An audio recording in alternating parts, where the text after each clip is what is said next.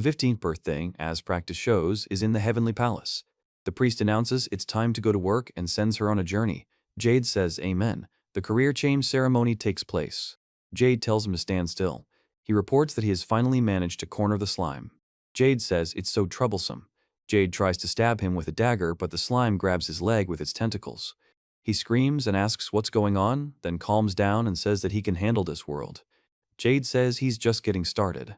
He says it was nice to meet you. He sighs and prepares for battle, holding a knife in his hand. The knife plunges into the slime.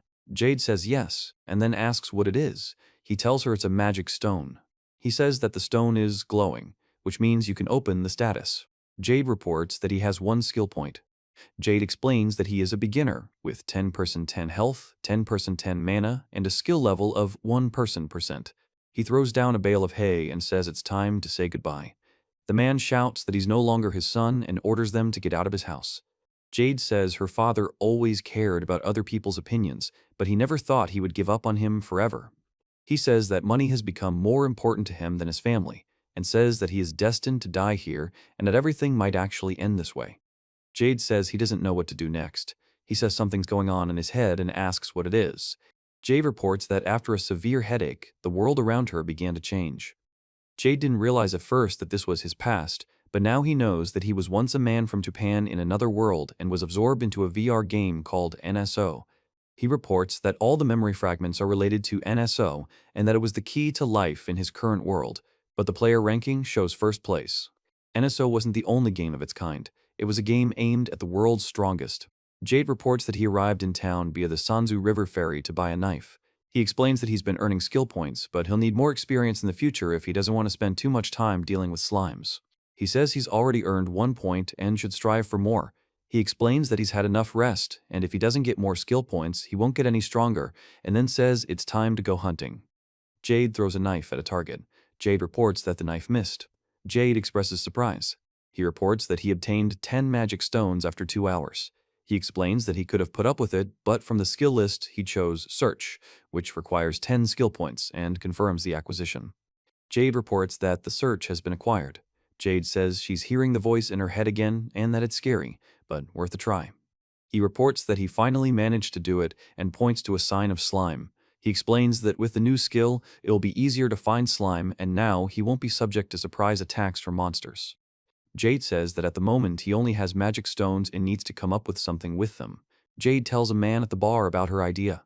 He explains that to activate the runes, you need to stick a dagger into the center of each of them, after which the runes will begin to glow and open the way to the next stage. Jade says that they need to try making a magic weapon and explains that there is a magic circle on the magic stone. He explains that originally only wizards could craft such weapons, but with his skills and materials he can make one himself, and he can also engrave the stone. He explains that in a past life, he was very fond of NSO and therefore knows all the magic circles. He explains that this is a rare item. Jade explains that there is no skill that can engrave a stone on its own, and explains that it is a labor-intensive process that can only be created by hand. He says, whoosh, and announces that starting tomorrow, experience gathering will change dramatically. The next day, a dragon appears. Jade reports that he went into the forest with the magical tool he made last night. He says he's searching. Jade explains that if he uses it correctly, he'll find it very soon. Even with good battle experience, it's hard to defeat a ferocious monster. Jade reports that the grunting sound is coming from a boar. He says he noticed and shouts change. Jade's hand releases the shield. Jade says it's excellent. Jade says he acquired this skill yesterday and explains that the effect involves replacing one magic stone with another. He reports that he can easily obtain the crystal of a stronger enemy, and the change will help him with this. He explains that the magical barrier is now gone, and this is his greatest advantage. Jade reports that the barrier improves monsters' stats. He says that each monster has its own stone, a source of power that supports the body, like that slime. Only the boars have a different one. He says to open the map. Jade says he can feel more confident with it. He explains that if that's true, then if he swaps the boar crystal for a slime crystal, his health, mana, and skill points will change. He says he can paralyze the boar and explains that the boar's mana will decrease, so its protective barrier will disappear. He says yes and says first 100.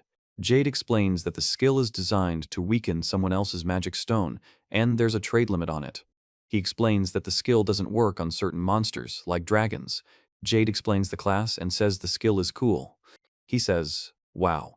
He says the skill is useless and explains that it only works on mid-level monsters. Jade says that the forest is full of poisonous insects and that he doesn't want to get bitten. He says that this is a nest of large wasps. Then he says the word search. Jade reports that 2 are on the surface, 6 are inside, and 9 more are outside the hive. It seems most are currently searching for food. He explains that newcomers usually avoid them because there are no masters nearby to help. Jade says they can't do it alone. He says he has a chance. Jade says the word change while raising her hand, glowing crystals emanating from it. The man notices the insect and reacts to it. He reports that there are wasps living in the hive and explains that they don't attack without reason. Jade says it's dangerous to go it alone, but he must survive. He then reveals that he's earned 500 experience points and explains that he'll then take a better skill, which requires 100 skill points. He says he will never get used to that voice, and explains that they have received the vault. Jade says it's storage, and tells him he can now carry multiple items at once, including large ones. He explains that the flower must be stored in a distorted space and then pulled out. He says this is a great and very useful skill for traveling, and also informs that such a flower can be sold for a large sum and will also make some tasty treats. Jade says there's more, and adds that yes. He says it's his friend. He says he's surprised he didn't take the vault earlier.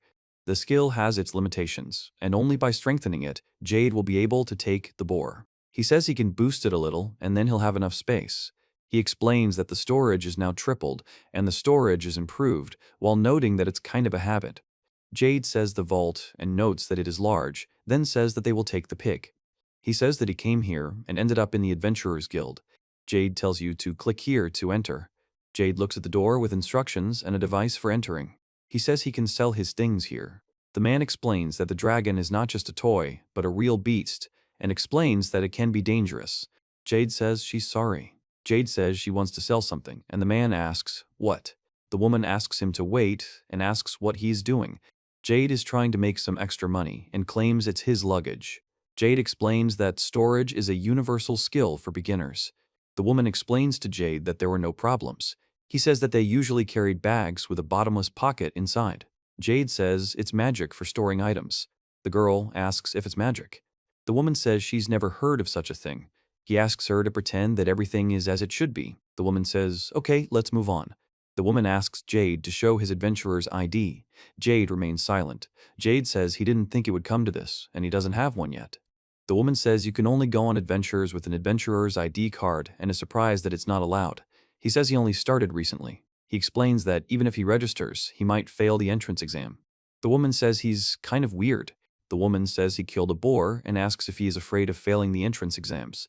Jade says he didn't think she'd have such a reaction, but the alteration skill isn't something you can just use. The girl says, okay, she'll buy it, but she needs to register. He reports that in some ways it will be easier to pass the exam now, but right now he has no defensive or offensive skills. Jade says there's one more thing and asks to wait. He says he will pass the exam, and the girl says that this will make everything much easier. Sylvia announces that she's accepting people into the guild and that her name is Sylvia, then says she forgot to mention it earlier. Jade says he's pleased to meet her and gives her name. Sylvia offers to go and show her the main hall. The girl asks if Jade is really a newbie. Jade says that's not all and asks if there are any other ways to pass the exam. The woman replies that of course there are, but Jade has no chance. He definitely won't pass. The woman says she'll go the extra mile for Jade, who killed the boar, but he's hesitant. The girl says she'll call the examiner now, and the man asks to wait a second. Jade says, yo. The man asks if he's the one who wants to register as an adventurer. Ramon says that his name is Ramon, and if he fails the exam, he will destroy the monster for him. The man says she needs to assess her strengths beforehand and abandon the idea of being an adventurer. Jade refuses. He says that he will definitely pass this exam. The man says that, in any case, the interlocutor chooses the target himself, and asks whether he dares to go after large monsters. Ramon says that now we need to listen to him. The action takes place in the western forest. Jade says TC. Jade and Ramon are walking through the forest. Ramon says that Jade knows where the monster is, and reports that it is moving forward very confidently. Ramon asks if Jade is a tracker, and if Jade has detection magic. He says that there is a pretty strong enemy somewhere around here, and Jade points there. The man says he must return immediately and asks if Jade knows who it is. Jade explains why. The man says, it's the Earthshaker. The earth trembles under his feet. He has enormous strength, and he is named accordingly. Because of the monster's strength, he was nicknamed the Army Destroyer. Jade reports that for his technique, change. The man says he knows who he is, but warns them not to go any further because he'll kill them. Jade explains that he's an easy opponent and that this is for him. He says he noticed them a long time ago, but it's too late. The guy asks what Ramon is yelling about. The man says he will understand soon. Jade says she can kill this monster and calm down. The man says that this is their end, and he can't, but he remains silent and asks to listen to him. Jade says his fighting methods are quite strange and asks if he can use just one magical tool. The man says it won't work anyway and orders her to do whatever she wants. Jade says the word change and begins using magic. He says that this is his real power and explains that he can create a sphere that destroys everything around it. Jade explains that he simply used one of his skills and swapped the crystals. Due to a lack of energy, the being shut down, and now a replacement Jade is in his body.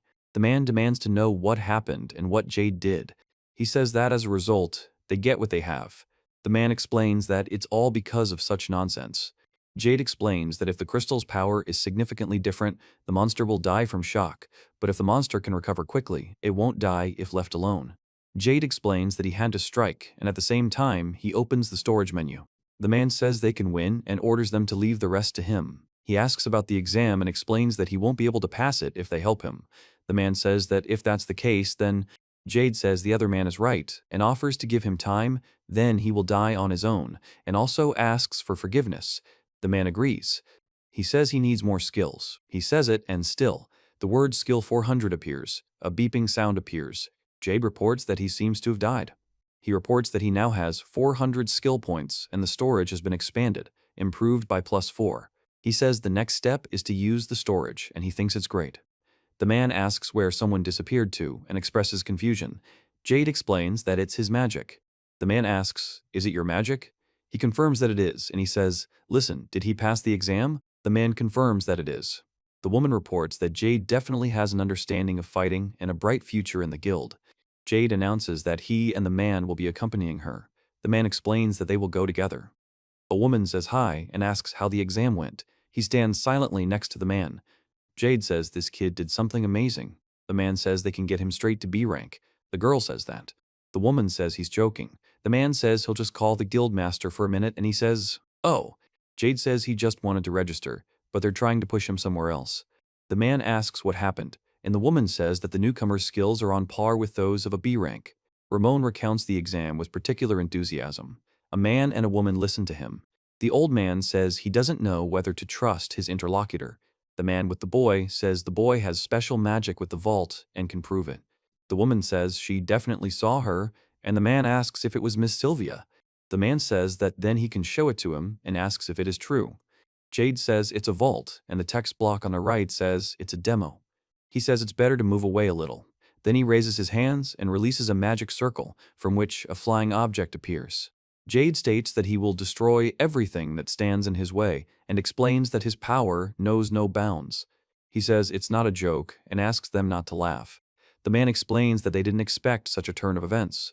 The woman and the old man say it's unbelievable, and can't believe their eyes. The man says it really is that monster. Jade says he still has it and asks if Ramon told her about it yet. He explains that he can use it to swap monster crystals.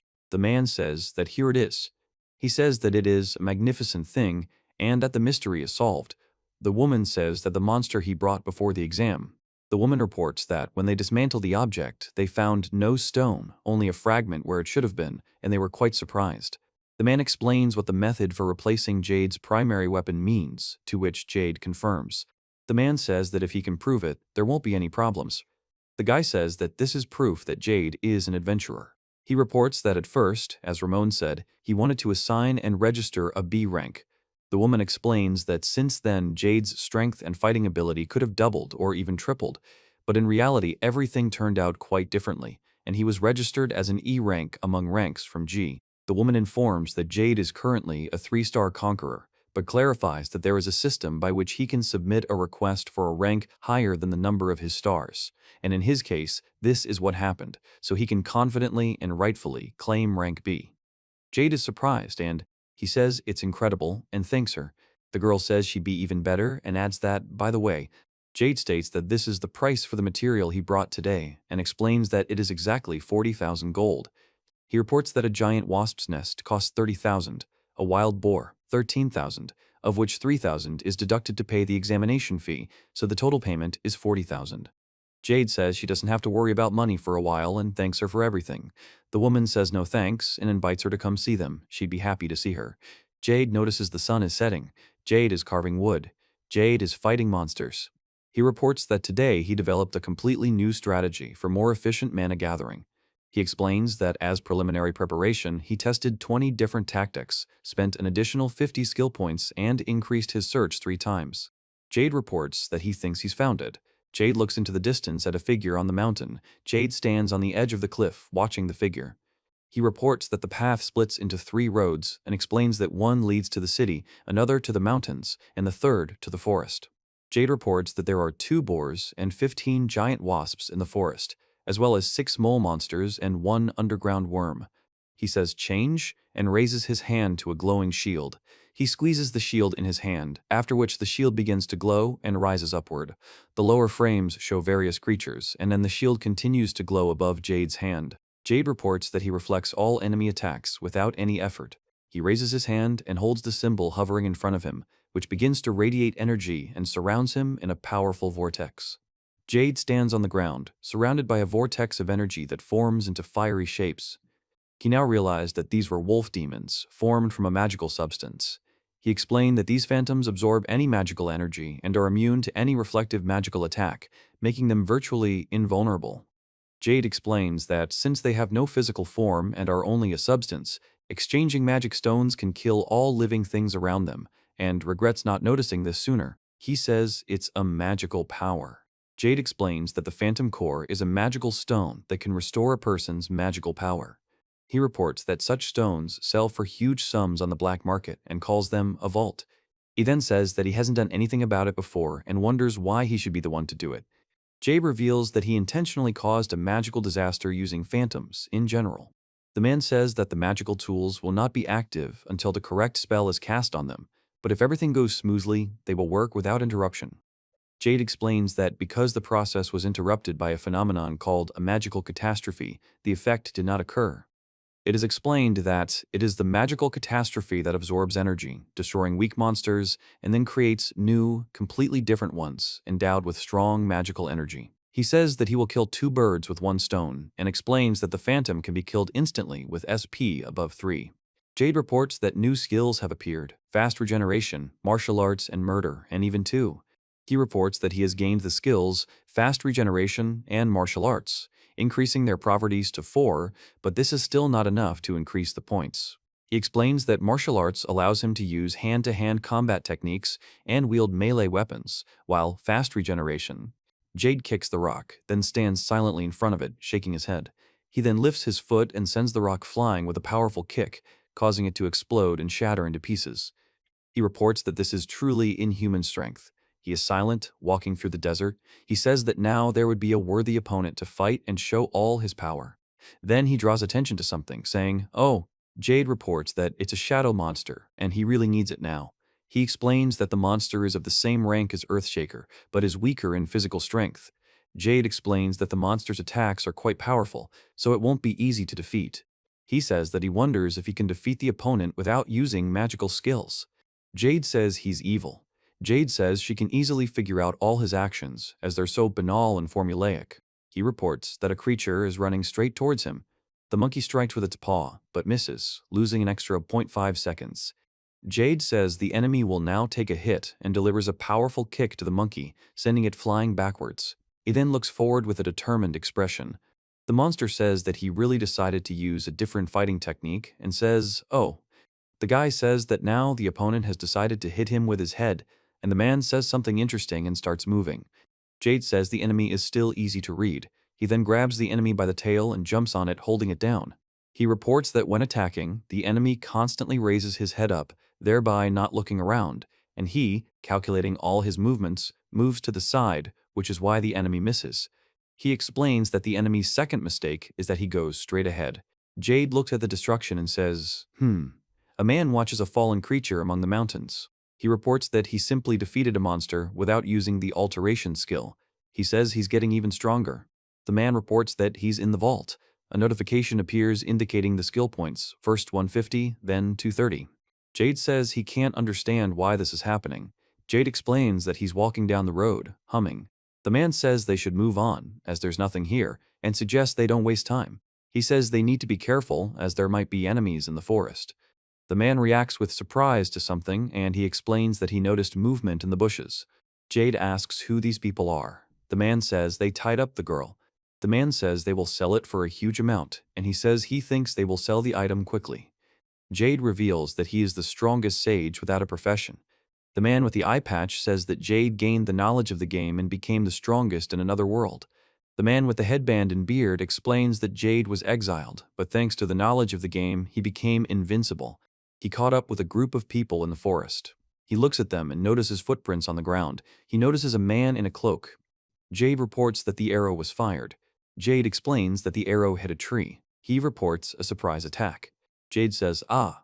The man from under the hood makes a k sound. Jade kicks the man, who tries to defend himself. He kicks his opponent, who falls to the ground. The man says the word abbreviation. Jade says he's ready to fight. He tells them to open their status and says he's now certain they have 90 skill points. A man with an eye patch explains that they can get extra SP if they win. Another man asks what that was, and a third man says it seems someone is trying to stop them. Jade explains that he must use a special technique to stun and then paralyze the enemy, causing them to loosen their grip so he can cast curses and destroy them. He explains that this is especially important when defeating bandits or particularly dangerous criminals. He says that even if he kills everyone, the SP level won't increase. The man tells them to stay close and stay vigilant. Jade says that if he disarms the bandits, he will receive 10 skill points, and explains that he immediately realized that they were bandits, but to make sure, he simply disarmed one of them. He says that now that everything has been confirmed, he won't let them go. The man with the eye patch asks who this guy is. Jade says that although he has the body of a child, the mind and soul belong to an adult, and he is unemployed. The man with the beard says that if he's telling the truth, he's just manipulating. The man in the fur hat says it's a bluff and asks how this kid can be a newbie. The eye patch man says he'll destroy Jade and chop him to pieces. Jade deflects the attack with her sword. The eye patch man laughs and calls Jade an idiot, asking if he thinks he can defeat him. The eye patch man. He says they'll see about that later, and the man asks what. He abruptly strikes him with his hand. The man with the eye patch stares ahead tensely. The man screams, and Jade raises her hand, preparing to attack. He announces the start of the attack. He delivers a powerful blow to the enemy. Jade delivers a powerful punch to the man, who falls down with force. The man makes a comment while falling. He says that she still hasn't come to her senses. He says that I'm not to be trifled with and that he's so strong. The guy says he needs to get rid of the ropes. The girl is lying unconscious on the ground. Jade says he needs to think of something, as he can't leave this child alone in the forest, but without his glasses, it will be difficult, and it will also bring him back to his senses. Jade says something is wrong. Jade notices the mighty eagles and reacts to their appearance. He says that you need to get closer to him. Jade says yes, simultaneously raising her hand with the glowing orb. The man expresses surprise. Jade makes a hand gesture with 3 wooden signs. He reports that the mighty eagles attacked at the most opportune moment. Jade says, "Go for it." Jade thanks her. Jade chooses to gain extra power. He says he can't believe the girl lying next to him is actually alive, explaining that she was unconscious and showed no signs of life. The girl reports feeling a little better and tries to say something, but can't finish her sentence. Jade says the girl is finally awake. The girl explains she doesn't know where she is. The man asks where exactly. He and the girl react with fear to something in front of them. The girl screams. The girl explains to Jade that she is worried. Jade tells him not to worry, as he's unconscious and won't hurt her. She says she's feeling dizzy and apologizes. The girl says she doesn't remember how she ended up there and asks if he helped her. Jade says she remembers what happened before he was kidnapped and asks if anyone else was helping them. The girl replies that someone else was. The girl says she feels like she was just tricked and asks if she was really kidnapped. The girl says she's an artist, but her work has never been particularly popular, and since it didn't sell, she tried to survive by putting everything on the market. The man in the cloak says that the man called him over and said he had work to do and that he should follow him. He immediately. The woman says she always carries her tools with her. Jade says being an artist is quite interesting and asks what exactly she creates. The man says, "Here's how." The guy says he's a sculptor. The girl says she's a sculptor and can create some pretty good sculptures. Jade says he was so nervous that he didn't have time to explain anything properly and asks for forgiveness. The girl says it's some kind of devilry. He says that he is a beginner adventurer and tells that in order to increase his level, he needs to collect various items. Jade explains that she can use magical skills by drawing circles in the sky and understands the girl's reaction. The girl then reveals that she can create magical tools with her sculptures, calling it amazing. The man says it's a magnificent ability, and the girl admits it's so exciting. He says he's very hesitant and wants to ask for help. The girl explains that she's not a professional, so the tools might be of poor quality. She says she means magical tools, as she needs to create a sculpture for this, and thanks him for his support, but she doesn't know if she can do anything right now. Jade says the magical tools he needs can be crafted by hand. The girl says it's by hand and adds, He explains that when a craftsman creates magical instruments by hand, they develop more magical skills since they are made with hands and precious materials, so sculpture will be the most effective in this regard. The man remains silent. Jade says she can try and help, and then tells him what she thinks. He says that this will be his gratitude for his help. He asks if the girl will really help him, and the girl says that she will indeed help. The girl says she will help and asks to let her help. Jade says, "Let's get acquainted," and gives her name. Gina says she's very pleased to meet you. Jade speaks very well. He says his name. The man says, "By the way." Jade says there's something he needs to fix and says he completely forgot. He suggests seeing how much his level increases after catching these guys. He says it's the vault magic he mentioned earlier and says it's cool. The guy asks if that kind of magic is really possible. The man apologizes for taking so long. The hooded guy reports that this guy is the only one left and finds it odd. Jade says, and asks Gina for help, explaining that he couldn't work on magical items and carve certain symbols without her help right now, and then offers to give it a try if she's up for it. Gina asks Jade to watch. He explains that the main thing is to maintain the proportions and placement, and asks her to carve a symbol into the stone, showing him a sample. The girl says she understands and will do everything, and he remarks that she has a lot of tools. Jade says she's secured the table. The girl says it's ready. Jade says, okay, then marvels that it's only been 3 minutes. He says it's a work of art and wonders why no one buys them, calling the artist an incredible sculptor. He explains that it's simply perfect. Jade says she'll try to activate the magic and asks them to step back, as it could be dangerous. Then she thanks him. The girl replies that she hopes everything will be all right and the magic will work, and agrees. He says he can't explain to Gina why he's doing this because he doesn't understand how successful it will be. He says he has no choice but to try, breathing heavily. Jade says they need to get the stone at heart level. He says, "Go ahead, get to work." Jade explains that the wound should heal and says that's excellent. Jade explains that one way to gain SP is to cast a curse and eliminate evil, and the stone with.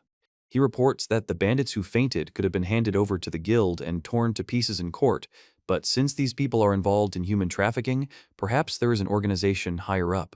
Jade says that thanks to Gina, he was able to complete what he started on time. Jade thanks Gina, saying that without her, he wouldn't have been able to do it, and Gina says she's so glad it worked out. He says it's time to go to the guild, and the girl agrees, saying she wants to hunt slime first, asking if he could help. He replies, "No problem." At the guild, a man asks Jade what he's doing there, and he calls him Ramon. Jade reports that he bought equipment today and completed the mission, then asks how much he got for it. The man replies that he doesn't remember exactly, but it seems to be around 400 million. He reports that he eliminated the Shadow Fighter and the Snake, and also sold the Phantom Core, for which he received another 3 million. The man is surprised by the figure of 400 million and asks what he did that earned him such a huge sum. He explains that he actually did nothing. The man says it's a Phantom Core and reports that Jade was able to defeat the Phantom. He says it just happened, and explains that there were rumors that the core was harder to eliminate than the dragon itself. The man with the sword says he doesn't understand how anyone can talk about such things so casually. He says the man's stories simply struck him to the core. The husband. Jade says it's not even a tenth of his monthly salary and explains that he's always in the red, after which he thinks Gina is making him uncomfortable. Gina apologizes for the wait. The girl announces that they've finally finished researching the bandits' magical equipment and asks to follow. The woman says that many things were stolen, so if they see any of theirs among them, they can take them. The girl says, "Oh." He explains that there were 3 of them, one of whom used a magic spell to stun them and escape. The girl says, "Whoa," and says that this is where they found the thieves. Jade reports that she can't find him and that he seems to be still asleep, and says the word search. The woman tells Jade he'll do a great job. The girl says she couldn't even think of any other name but his. He asks if they think he can do it. The guy explains that yesterday Ramon told everyone about his success on the mission and says he. The girl formally requests that the escaped bandit be dealt with, found, and eliminated, so she invites the adventurer to spy on her, explaining that the reward will vary depending on the time and the bandit's rank, and advises capturing him as quickly as possible. Jade thanks him for his trust. Jade asks. He says that quality is the most important thing, not speed, and notes that 16 pieces in 3 hours is truly a great achievement. The girl says she's full of energy and isn't worried because everything will be ready in 3 hours. The woman explains that this is a sketch of a magic slime stone, and the one on the left is a sketch of an eagle's magic stone. Jade says she understands. The man tells Jade his name. He says yes. The girl thanks Jade for everything he has done for her and says that she is incredibly grateful. A girl waves her hand from the window and smiles. Jade knocks on the door, then opens it and announces that he has arrived. He says the girl is so tired that she fell asleep at her desk. The girl sleeps, smiling. Jade says they are absolutely identical. He says that he won't wake her up and leaves a reward here. Jade says she hopes to increase her SP today using magic tools. He reports that he has 66 standard tools and 1 long-range tool used against powerful enemies. Jade explains that this tool is called the Threat Zone. It is rarely used in attacks by professional adventurers and is forbidden for beginners because it is very rare and there is practically nothing to replace it with. He explains that if you have the ability to control different types of tools, you can summon phantoms and increase your SP. He then says he can't believe he could have screwed up so badly and accepted another quest involving magical tools. In the next scene, he explains that he won't be getting the magic stone today. Jade announces that she's searching, then notices something ahead. He says lake, and then explains that he thinks he will find magical creatures here, on which he will use his new magical tools and complete the task. Jade says that's what. He announces the name of the attack, Divine Arrow. The guy expresses surprise. He reports that the attack hit. Jade says she never thought she'd encounter such a rare monster here. He screams with joy, then throws the object into the water and announces that he is indeed a lucky person. He explains that the found object first needs to be processed, after which it can be used as a weapon. Jade senses another monster. Jade announces she'll reveal her status and says, why not use it? Jade receives the crescent blade and says she won't use it. The man explains that this isn't just a forest, but a place where spirits live. He explains that spirits can be both good and evil and warns of the need to be careful. The man explains that if you're not careful, you could bring trouble upon yourself. The man says it's a shadow monster and he's never seen one like it before. Jade says he's ready. He holds a fish in his hands and prepares for action. Jade reveals the name of the crescent blade magic and uses it to create a powerful energy swing in the shape of a crescent moon. The monkey reacts sharply to the approaching circle of light, then its body begins to disintegrate into pieces that rush forward. Jade says he assumed the weapon was sharp, but to be that sharp is pretty damn cool. He explains that the crescent blade possesses a special power capable of generating shock waves of incredible amplitude, and this technique is so powerful that it can destroy anything in its path. He explains that it was the divine arrow that helped enhance the crescent's magic. Jade explains that the shockwave amplification effect needs to be increased. He says that this is a very powerful weapon, so he will continue to use it, but rather he will process the material and make a sharp sword out of it. Jade says she'll definitely need to find a good blacksmith upon returning to the guild and says goodbye. The man explains that they need to try engraving a special pentagram on the magic stone to extend its magical properties indefinitely. He says that he doesn't have time to go back to the city and ask Gina, so he will try to do everything correctly himself and not spoil the stone. Jade says Gina would have done a much better job than him, noting that the object is small and awkward. He then reports that his pentagram turned out quite well, and the man says it's ready. He says that now we need to check its strength, and then says that it seems to be even. Jade announces that his task now is to destroy all the monsters that have encroached on the magic stone. The text states that 10 minutes have passed. Jade jumps from the tree and lands on a branch. He informs that all these creatures are his subordinates, and explains that they will protect him. Jade reports that the pentagram is barely visible due to a swarm of bees forming a buzzing sphere. He explains that if you count the boars, you get 3, and also mentions werewolves. He says it's time to attack and add to the monsters surrounded in the sky and underground to get a total of over 100 points. The man announces the activation. Jade throws the shuriken with force. The shuriken flies forward rapidly. The snake says that if Jade isn't stopped, he will destroy all life. The boar explains that he can't be stopped. The monkey explains that he is a force that will change the world. The wolf says they must unite to contain Jade. There is no narration on stage. The scene shows the movement of a glowing dagger as it rapidly falls downwards, accompanied by sound effects. Jade reports that it's only 61. Jade says she thinks that's enough and calls it super. Jade looks at the silhouettes of deer on the cliff. It tells the manga title and chapter number. Jade reports that her skill points have increased to 18,030 and that her physical strength and magical abilities have been increased by 17. He says that's not bad. Then Jade names the vault. He says, oops, and pushes back sharply, clenching his fist. Jade is silent. He reports that he can now defeat the boar. He explains that he has 1420 skill points remaining, 222 HP out of 222, and 28 MP out of 130. Jade says it's worth it to gain over 10 points in physical strength and magical abilities, then says he'll take it.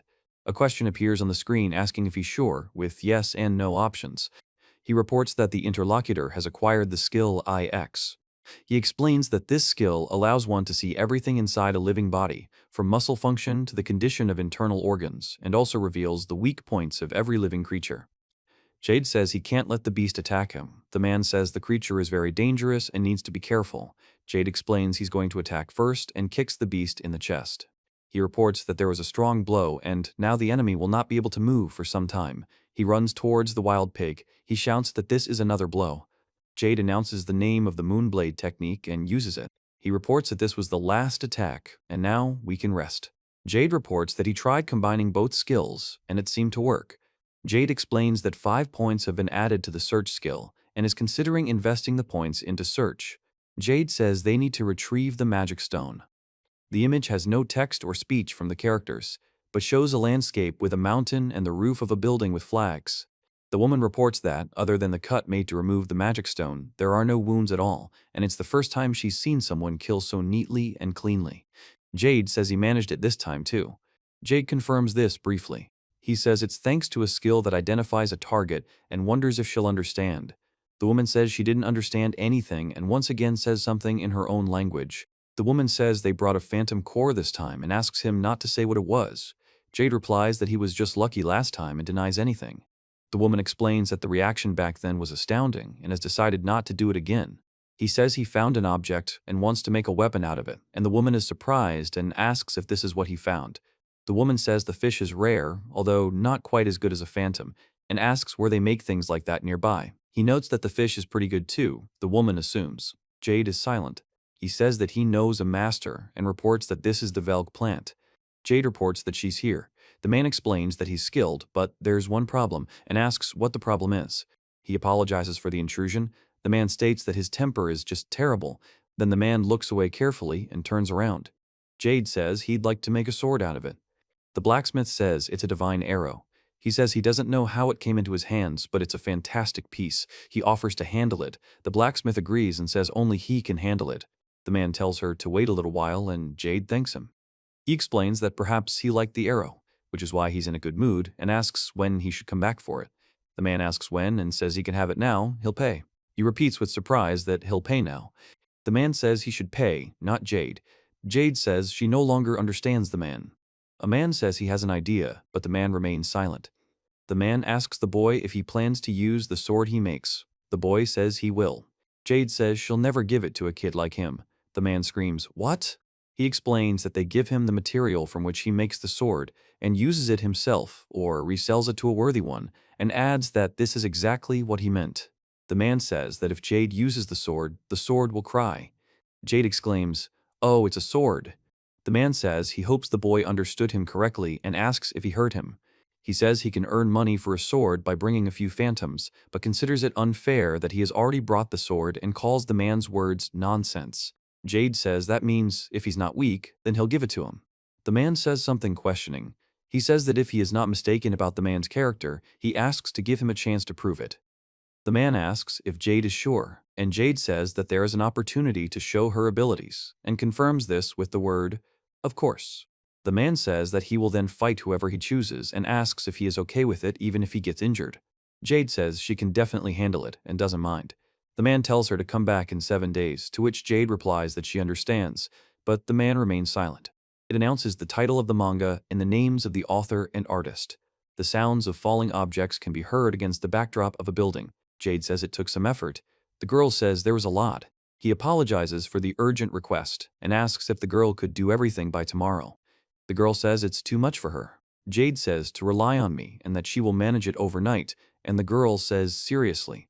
He thanks her and asks her not to overexert herself. The girl agrees. Jade reports that starting the next day, he began hunting area menace phantoms, repeating this 3 times a day. Jade says this continued for 3 days straight. He reports that there are 4 days left until the battle, and he thinks he's practiced enough, and his SP has also increased. He explains that he's gained 47 points in both physical and magical strength, but now he still needs to improve his abilities. Jade stands silently by a large tree. Jade taps her finger on the tree trunk, then clenches her fist and punches the tree. He delivers a powerful blow to the tree. Then he lowers his hand and releases something from his palm. After that, he raises his hand up. Jade says he's pleased with the result. He hopes to avoid fighting powerful creatures like a dragon or an octopus. Jade announces she'll add 15 points to the barrier and continue. He says, barrier. Jade says it's more of a defensive spell, but he can use it in other ways, and thinks he has enough points for the barrier. Jade then jumps up and delivers a powerful kick to the barrier. He says, excellent, and reports that his vision has improved to +10. He explains that his vision has improved significantly thanks to the skill, and now nothing can be hidden from him. The entire area is visible at a glance. He says, and lands on the ground. The monster roars and prepares to attack, and in the distance a figure appears, approaching it at high speed. The monster expresses surprise. Jade quickly runs after him. He says he's using X vision, then grabs something with his hand. He reports that he's found a target. He throws something forward. In the top right, the demon announces that he can't lose because he's the king. In the top left, the demon laughs and says it's funny. Jade, at the bottom, explains that he will destroy everything that stands in his way. Using the Earth's structures and terrain, he can perfectly calculate his trajectory and deal a huge blow to his opponent, thereby incapacitating them. He says he could easily deal with a lesser monster without this ability, although he thinks that won't be the case this time. Jade presses the button labeled YES. Jade explains that this skill was the last one acquired, and that it's the warrior's defense skill. The man explains that the power of this skill is that if the power gauge exceeds the limit, it can be activated at any time, and the accumulated power is converted into the strongest defense. He informs that when activated, a dome is formed that can protect even from the dragon's breath. He explains that, in addition, the skill does not consume MT, meaning its power is 5 times more powerful than any creature, and at the same time, he orders the player to defend themselves. Jade explains that the skill requires 10,000 points, but using them increases your power and strengthens the dome, which can be acquired multiple times at above average levels, though you must be extremely careful. He explains that the dome is very easy to use and wants to test it out right now, but first needs to find a high-ranking monster. He says that the giant boar is what is needed, and explains that the boar guards this place while also telling X's vision. Jade reports that he has. It reports that the object has a high rank. Jade reports that the distance between them is exactly 7 meters. He states the probability is 100% and activates the warrior's defense. Jade then leaps and lands, creating a powerful impact. He explains that he can strike from a distance using his new ability, and without it, the monster would simply knock him down by running at a decent speed. He explains that the greater the distance, the more effective the skill is. Jade says that even though the chance of losing is small, he asks if he can easily destroy it. It tells you it's time to act. Current HP and MP values are shown. Jade reveals the name of the technique, Warrior's Defense. He reports that his eye has changed and explains that he now sees the world differently. Jade says it's an advanced search and asks for a minute. He strikes the attacking creature. Then he stands against the backdrop of the explosion and looks forward. Jade says he's sorry, but the skill is too powerful for him. Jade stands against a backdrop of mountains and a devastated landscape. He says that he is facing a devilish dragon. He explains that he doesn't understand how this is possible and what this dragon is doing here. Jade reveals that it is an ancient monster created through mutation with a dragon and an artificially created demon raised by highly intelligent monsters in a laboratory. The man reports that this occurs through the crossing of 2 genes. Jade says that while the protective field is active, he'll be able to attack, calling it a strengthened aura. Then he says, what's he waiting for? He delivers a powerful blow, breaking through the creature's scales. The creature opens its mouth and makes a loud sound. Its eye widens. Jade announces that he is ready and begins using magic, creating an energy shield in front of him to protect himself from the attack of the huge creature. He says that he can't let the monster get close to people and begins the attack. He looks at the monster without saying a word. The man stands on a dais in front of the huge monster. Jade says that this monster is really strong. He says that he will have to put in more effort to defeat him, and then he himself will want to give up. The guy expresses surprise, and Jade says that this is not just a monster, but a demon that absorbs everything around it and becomes stronger. He explains that it is a heteromorphic breath and a special type of attack that is aimed precisely at the enemy. Jade reports that the energy can send the blast wave flying for several kilometers and destroy the protective dome, but he has a trump card. Jade says, Eclipse. He says he won't let him win and casts the enchanting sphere spell. He releases a magical sphere that collides with the enemy and causes a powerful explosion. The demon is struck and surrounded by smoke. Jade says the word sphere. Jade explains that it's something he's holding in his hand. Jade looks straight ahead, and next to it is a dragon's eye. He says that the end has come. He attacks the monster, which opens its mouth and tries to defend itself, but is hit and flies back. The monster suddenly appears in the air, then falls down with great force, causing a powerful explosion upon landing. Jade reports that he has destroyed the monster and explains that it is now safe to move on. He reports that he is not as simple as he seems. Jade reports that he managed to use alteration magic, but the mission can be considered a failure. He explains that the dragon was too strong and its power had virtually no effect on him, while the dragon was able to take down the monster with a single click. He says that for catching a divine dragon, points are awarded and the level increases. As a result, the SP will increase by 2,000 points, and adds that the amount is not that big, but the rank can increase. Jade says the word storage, then remains silent. He says that what's done is done, and reports that the storage has been increased to +10. Jade says he'll probably leave it in storage for now, just in case. He says he wonders what Sylvia will say when he tells her about this battle and thinks it's time to go back. He studies something while sitting on the bed. 3 days later, Jade says she thinks he still has time to rank up. He says he hopes it won't be that much of a problem and reports that the storage has been increased to +100.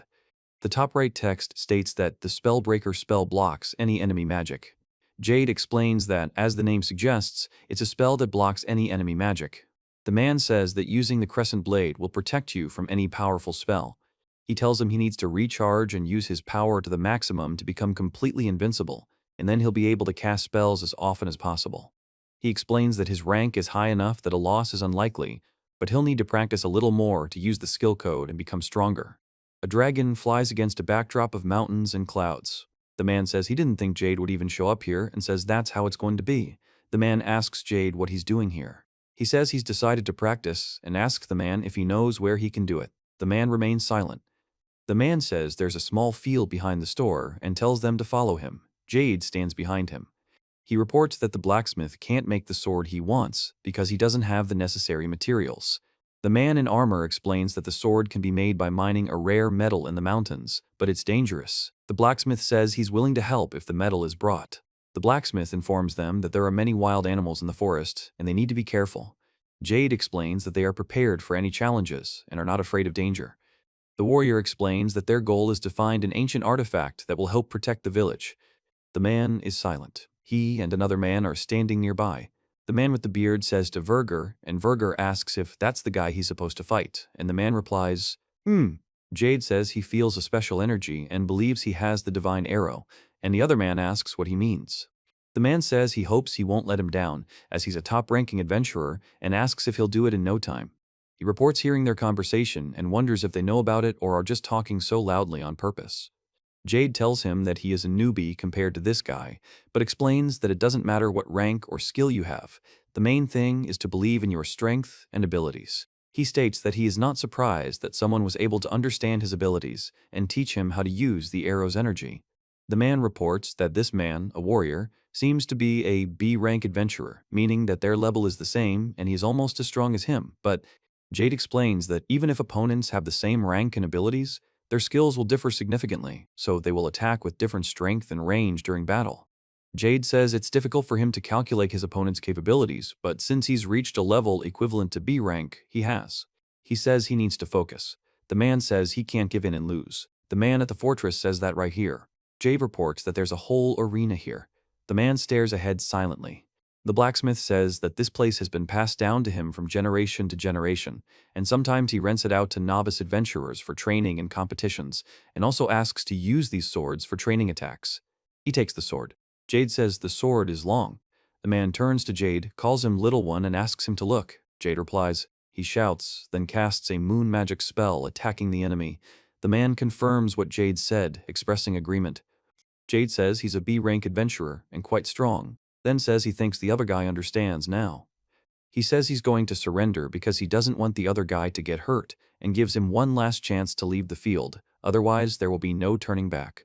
The man is silent and thinks that this guy, he explains that the idiot thought too much of himself. He was unfairly promoted, and Jade explains that they need to check their skills again and calculate their points, noting that a +4 body condition is pretty good, but the crescent moon magic is a bit weak, and he's afraid that the condition might be a little unbalanced. The guy says that he hopes that guy will show up during the attack, and he says that his advantage is that he is good with a sword, and his physical condition is excellent, and offers to fight in a fair fight. Jade says she won't give in, and there's no point in even hoping for it. The armored man with the sword expresses surprise. Jade says the man will regret agreeing. He says he gave her a chance. The man says less words and orders her to get ready. Jade says he is. The man says, The man shouts that they've started and says he'll grind Jade into dust. He reports the crescent moon. He explains that it was so obvious. Jade casts Spellbreaker and unleashes a magical attack. The bearded man in the helmet says he doesn't understand how Jade knows this. Another man in a scarf exclaims in surprise. He says that he sees that his interlocutor is surprised, and the man laughs. Jade tells you to be on guard because the man tells you to be careful. He says that if he can't win, no one can. He strikes with his sword. The man looks at what's happening in surprise. Jade says it's time to admit that victory is his. The man, in amazement and fear, replies that he doesn't understand why. The guy demands a rematch and says he'll never admit it. He expresses bewilderment. The man says he doesn't understand what rematch he's talking about and wonders if the guy has some kind of ace up his sleeve. The bearded man says this kid is using illegal methods and asks him to show who's boss, calling on the fighter to show him what he can do. Jade tells him to win the fight quickly, and they'll go celebrate. The man says that if he can't win, he will die. The man explains that he can't afford to lose. Jade says that of the two of them, the other one is the cheater and the swindler, not him, and notes how many empty words there are. The man says he will do everything he can to win, and the other man tells him to keep it up. The man says that this time he will have to win even more spectacularly than the first time. He says that how he didn't want to do this and expresses doubt. Jade asks why, if they're dissatisfied with the outcome of the first battle, they shouldn't use the most powerful magic spells and give it their all, provided that if anything happens to the arena, there won't be a repair fee and the cost will be at their expense. A man with a beard and the man says that after Jade's attack, not a single brick moved and asks if he understood what he said. The man then says that's why Jade should fight hard. He thanks him for the answer and says that's all he wanted to hear. Jade says the rematch is about to begin. He reveals that the reason his weapon didn't activate was because he wanted to understand its magic level, but now that he knows all the weak points, he can finally attack at full power. He says it's all-consuming energy. The man asks in surprise where this bright light is coming from. Jade takes the sword in her hand. He says he threw away his blade. The man says he realized something. Jade says he's not going to give up and will fight to the end. The man climbs the rocks toward Jade. Jade stands on the rock, preparing for battle. He says, KH, then the wall explodes. Jade tells him that he can't afford to make a mistake because if he loses, he will die. He reports that he is rescuing a man who has fallen into a crevice by pulling him out by the hand. Jade says he can't afford to die here and asks for help getting up. The man says he can't get up, but Jade insists they must move on. He says he's a monster, and the man jerks away, screaming. The man explains he's a monster and shudders, covering his face with his hand. He looks at the man. Jade says she doesn't understand what's going on. He says he needs a second. Jade says she wants to know where his promised blade is. He's silent, and the man sits with his head down. He says that it would be nice to leave him here, but his conscience won't allow it, so perhaps he should go back to his store. The man says he doesn't know what to do. Jade says he can't believe this happened. The man says he can't breathe. He says he's not going to give up. The man says, take it and get lost. Jade replies, yes, I thought he ran away with his tail between his legs. Jade explains that the sword is light and feels even better in his hands. He says it's impossible and asks what it is. The man says it looks like a power crystal. Jade explains that the power crystal is an unusual gemstone that gives weapons incredible strength, making the metal even stronger, and also reveals that they have another quality that other stones cannot control. He explains that he's confident the craftsman crafted the blade well before putting it up for sale. He explains that if the hilt contains 3 crystals of a certain rank, the attack speed will increase threefold, leaving the enemy no chance of victory, and it can slow down time, accelerating it. Jay reports that these crystals, especially the S-rank ones, are very rare and almost impossible to obtain, and says that he seems to have hit the jackpot. The man screams, then says that this crystal is worth a whopping 60 million gold coins, and asks if the man is serious. The man replies that he thought the brat would last through the first fight, who knew he'd win the battle. The guy says he can't believe he took the blade and says he's going to cry. Jade explains he warned them but thinks they can come to a compromise. The text says the action takes place the next day. He reports that he cannot read the book because he does not know what is written. Jade says he must have gotten the wrong room again, which is why he didn't even knock, and hopes he didn't wake the other guy. The girl says everything is fine and there's no need to worry and categorically denies it. He says he's taking the day off, and the girl says she thought they were going to work. The girl asks Jade what their plans are for today. The guy asks what it is, and Jade tells him to take it. He says there are only 200,000 gold pieces, but they'll earn more, and explains that it's a week's wages for continuous work. The girl says they're gold coins, and he's surprised that it's 200,000. Jade says that this is just the week's earnings and thinks they can make at least 8 million gold next month. Jade says they can work really hard to make more money. The girl confirms this. He says he wants to show you something, if the other person doesn't mind, and asks you to watch, the man shouts. Jade says, "Huh." The girl says that the stones need to be removed from her because the ardent adventurer said that these very stones could cause a real natural disaster. First, he places the magic stones on the table and tells them not to worry so much, that they're just magic stones. Then he explains that they can be viewed from a different perspective, not as a natural disaster, but as an opportunity to work hard on them and then sell them for a high price. The girl is in the top right. Jade says that he'll help, so there's no need to worry, and that they're completely safe as long as he's around. The girl remains silent. He says that if that's the case, then he's making a move. The girl says that 2 seconds ago she was afraid to look at them. Jade says that if you need any specific tools, just tell him and he'll show you how to use them. The girl says she'll definitely need a sharpening tool and a vertical accelerator. Jade confirms that of course she will. He explains that the sharpener is a magical tool that restores the sharpness of weapons, and the vertical accelerator is a magical particle accelerator. He says that a stove is needed for cooking. The man asks Jade how he likes the food at the inn, and he replies that it's really bad. The girl. Jade says the shiv is on the right and asks if it's true that the accelerator is on the left. The man thanks him. He says he's going to get everything he needs without hunting phantoms, and explains that he'll definitely take whatever they ask for. The girl asks if Jade can get the magic tools. Jade says they'll have a lot of tools to buy before the next hunt. Another guy says Jade has the day off. He says that sometimes you need to stretch your legs and spread your wings, and then he'll go for a little walk and maybe buy something. The girl addresses Jade by name and tells him to be careful. He agrees. Jade says she'll see you. He explains that he set out on a journey to find answers to his questions. He then explains that the bridge symbolizes the transition to a new stage in life. Finally, the man describes sitting under a tree and watching the horizon, contemplating the future. Jade says that if you climb to the top of this mountain, you can meet many different monsters, but before you climb, you need to check something. He says he needs to verify all the data to improve his obstructive skills. The text block says the force reduction skill has been acquired. The man points to a choice between why yes and no and says, "We'll see." Jade says she'll talk about the strength skill meter and asks you to imagine a situation where you're only a short distance away from an enemy. He explains that if you correctly calculate the enemy's attack power, you can reduce the impact and escape without taking much damage, while your base strength remains unchanged. He explains that, in other words, using power reduction can not only soften the attack's impact, but also buy time.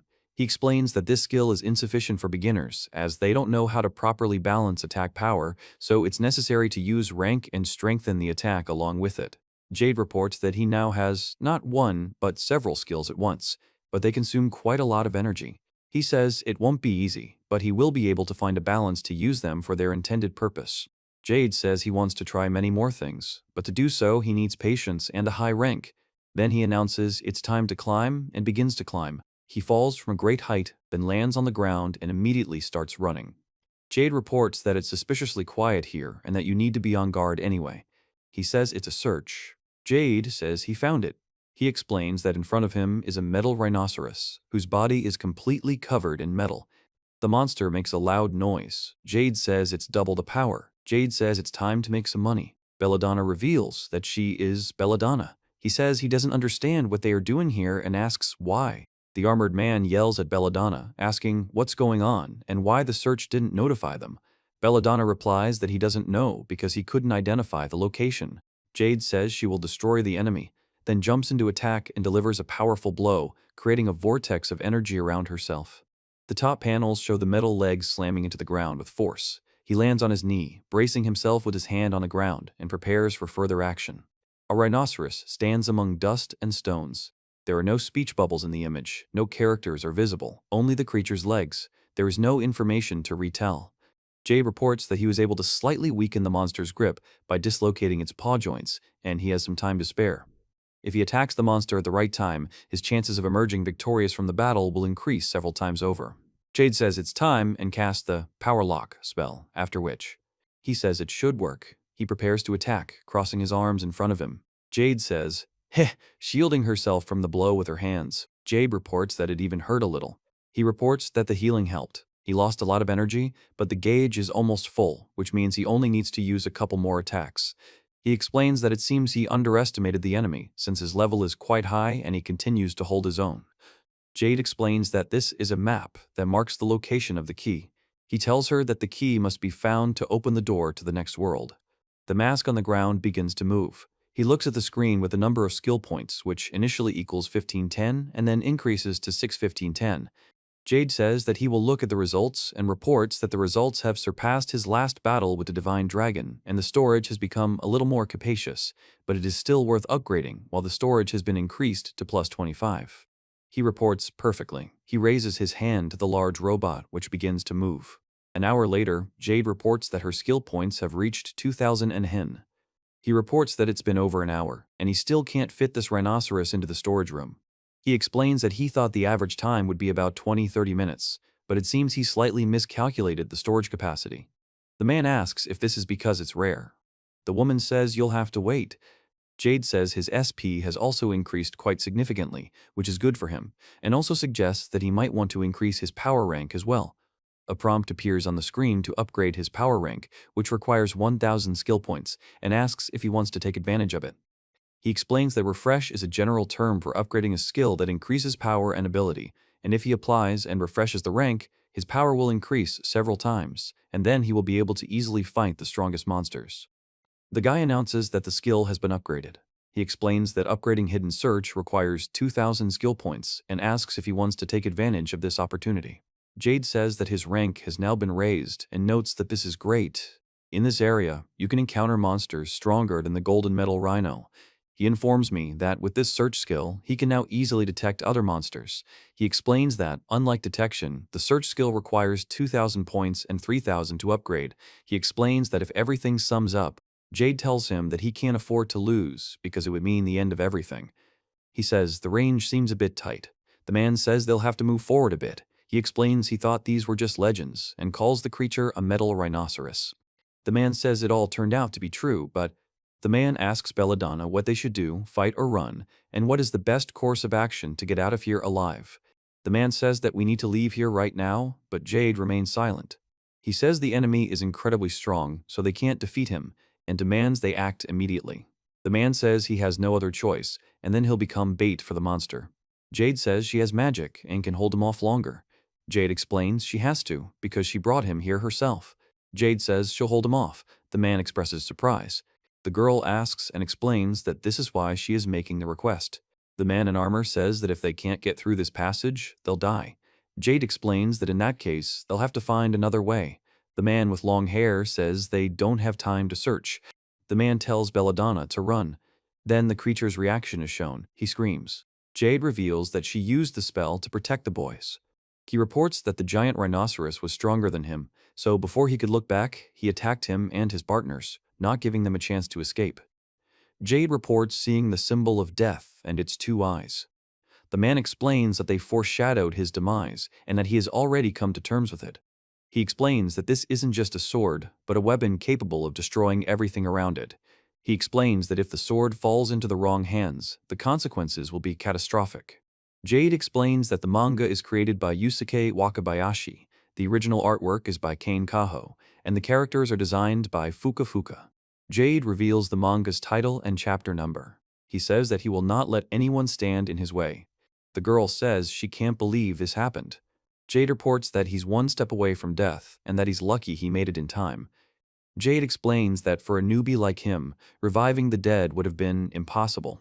He says he's a newbie, and the girl asks in surprise what he's talking about. Jade explains that the newcomer must be weak and unable to use power. The man explains that he can't possibly use a barrier capable of holding back the golden rhinoceros's onslaught. He says to lower the power. The girl says it's suppressed magic. She asks what kind of magic it is. Jade reports that the creature's health is close to 90%. The girl says the creature is working and calls it idiotic, asking it to stop. She also explains that the creature's health is fine. He says he doesn't understand who this kid is. He says he's built up strength in his legs and explains that, unlike last time, this time, haste could backfire on him. Jade reports that reducing his power isn't effective, and he won't be able to defend against the attack with his barrier. Jade explains that his job is to prevent the opponent from upping their defense until halfway through. Jade says they should still try the barrier. He says it hurts. Jade says he doesn't have time to rest at all. The man jumps and lands on the ground. Jade fights off the metal bull with all her might and says, "Ugh." The woman says his attack power is decreasing and asks him to stop, explaining that if this continues, then she is surprised. Jade says it's time to wrap things up. The girl notices the color and asks if it's gold, then says she understands it now and adds, "That's it." He says that from the first day of hunting for metal, he was waiting to meet his interlocutor, and the interlocutor says that he saw a miracle. He orders the interlocutor to get moving. Jade makes a sound like "who." Jade steps on the ground. He announces that he is using a 50-fold power boost and the crescent blade. The creature reacts with surprise. Jade attacks a huge mechanical horse, which makes a loud roar. He reports that he destroyed the enemy with one blow. Jade reports that he actually knocked down the golden metal rhinoceros, and the girl says, "Hee hee." He reports that this was the last of them. Jade says the metal covering the golden rhinoceros is orihauken.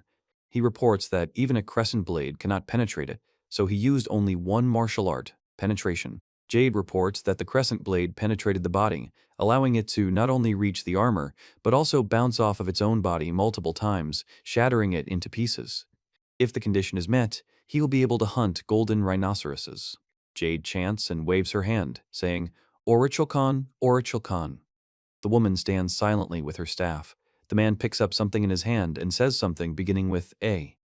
He says his name is Belladonna and thanks her for saving him from a dangerous place. The girl says she's glad he's not injured. The woman thanks Mr. J for saving her and asks him not to think her insolent.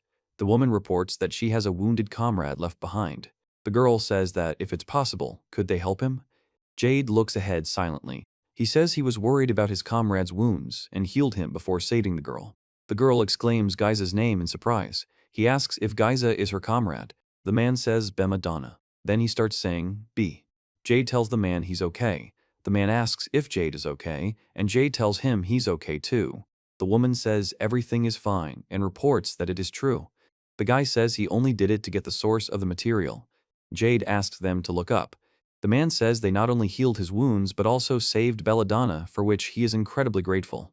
He reports that he was simply looking for golden rhinoceroses in these areas. The man, surprised, says that the search didn't show that they were hunting golden rhinos. The girl exclaims that they were talking about golden rhinos. Jade explains that, essentially, that's true. The caption says the action takes place half an hour ago. He says it's a pity he couldn't see it. Jade informs them that these are the previous guests. Jade says A. The guy says they left her alone, and he says they ran away. Jade states that when they see the interference magic being repelled, they will not have the reduction in invalid penetration, and explains that so. He says he doesn't know if he'll be able to intercept the loot, but hopes to help out at the same time.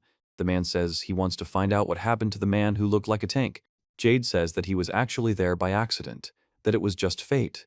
The man says that he just happened to see them and that's all. The woman says that. The man remains silent. Jade says they were truly lucky to meet the daredevil who defeated the golden rhinoceros.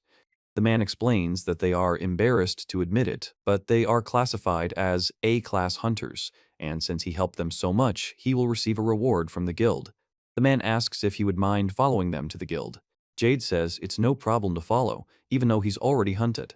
He is silent. The girl is silent. The girl asks Jade if she can ask him something. Jade replies yes and asks what it is. The girl says she wants to talk about the recent battle. He reports that among the brave souls who deal with metal monsters, there are rumors of a golden metal rhinoceros that neutralizes all obstacles. He explains that he would like to believe this is a lie, but he instantly blocked all their spells, including the shrink one. Jade reports that the power reduction was indeed released by them, and explains that the golden metal rhinoceros neutralizes all obstacles, but likely, unless the rhinoceros has an instant repair, it won't accept any interference spell. The girl says he has such a skill, and the boy confirms it. He reports that there have been so few answers up to this point, and asks what stage the NSO will be in this world. The text block explains that the interference spells added later are effective, and monsters can no longer disable obstacles. Jade reports that shortly after the release of the golden metal rhinoceros, rumors spread about repelling all attacks everywhere in the world, which had never been updated before. He reports that they have wounded, so they need to get to the guild as soon as possible, and says that he must make sure. He reads the words, Chronicle, Curse Abandon, Problems. Jade informs that at the end of the list of acquired skills, there is a skill called Parallel Prison with a required level of 140 points and offers to choose yes or no. He announces that new skills will be added after the world update and that Parallel Prison has been obtained. The girl screams that monsters have appeared and turns to Mr. Jade. The man says they don't have the strength to fight from a distance. Jade says the MPs will also be slaughtered and they'll be in trouble. The guy says he couldn't try the shadow monster on the golden rhino, so it's pointless, but he should try. He says Parallel Prison. The monkey reacts with surprise to the emerging whirlwind. The man is silent. The girl says she didn't even have time to see anything, and the man asks what kind of skill it is. Jade stands next to them. He says this skill is rare, and few people know about it. It's called Storage and can help with the golden rhinoceros. The woman says this skill is similar to Power Reduction, which he used earlier in the battle, and is also special. The man asks Jade what his profession is. Jade replies that he's an unemployed newbie. The girl thinks the man has already said that. The woman asks what she doesn't understand and who they brought. He says they'll explain everything now. The woman is silent. The woman reports that after the ghost beast and the golden rhinoceros, Mr. Jade saved her A-rank guild members. The woman says that if you recall Jade's previous achievements, the story they told seems to be true. He explains that according to the guild rules, Jade says, let's look at the evidence. Jade asks everyone to come outside and calls their attention, telling them to look. He explains that these aren't just mechanical creatures, but actual war machines, created for war and now lying here like dead animals. He explains that these machines were part of a great conflict that destroyed this world, and now they serve as a reminder of those terrible times. The woman asks how many of them were there, and reports that the golden rhinos don't have a single wound. Jade explains that their bodies are simply cut into small pieces and asks not to explain further. He reports that the material of their outer shells is perfect, and he wanted to sell them. The girl asks if their outer shells are made of aurichalcon, to which he replies that they are. The girl explains that they buy everything except golden rhinoceroses, and he confirms this. Jade informs him that when they receive the required amount in the main building, he asks to let him know. The man says she gets angry every time the waters are muddied for her and confirms this with the word yes. The woman informs him that they have sent a report of the incident to the guild and that he will receive a reward for the trouble they caused. He says that is understandable. A woman thanks Jade for saving them from danger today. Jade says she's been thanking him for 10 minutes now and that he wouldn't refuse a reward. The man says they are not like him and when they come face to face with the golden rhinos. Jade announces that they've finally reached the city and explains that a new stage of their journey lies ahead. The man explains that they now need to find shelter and prepare for the night. The girl says she's glad they're together and ready for the challenges ahead. The woman tells Jade that she's out of money. He apologizes and the woman says everything's fine. The guy says there's only one door in the room and explains that it's locked from the outside. Jade explains that the key to the door is in the room, but he can't find it. The woman says to open the door. The woman explains that the door opens. He stands nearby and watches. Jade says she thinks the other person has already heard that an adventurer who saves an A-rank group receives a reward from the guild. The woman explains that they initially didn't believe it and wanted to double-check and investigate. He reports that it was almost impossible to kill a high-ranking monster, but then they personally witnessed that the golden metal rhinoceros was defeated with the help of one adventurer's magic. The woman tells Jade that on behalf of the guild she wants to reward him with equipment for saving their group, and orders him to open the door. Jade thanks him, and the woman tells him he can choose whatever he wants. He says, "Wow," looking at the shield. He reports seeing a pair of gloves and books. He says he's in a room with weapons and armor. Jade says there are so many things here that could be useful, and many of them he has seen somewhere before. He looks at the book and says, "A." Then he looks at the book while standing at a table with other books and objects. The guy reports that it is. Jade says she'll take this. The man is surprised and asks what it is. The woman says it's some kind of glass with no magical properties. The woman asks if he's sure he wants this particular item out of all the others. He says yes, because out of all the choices, this was the one he was missing.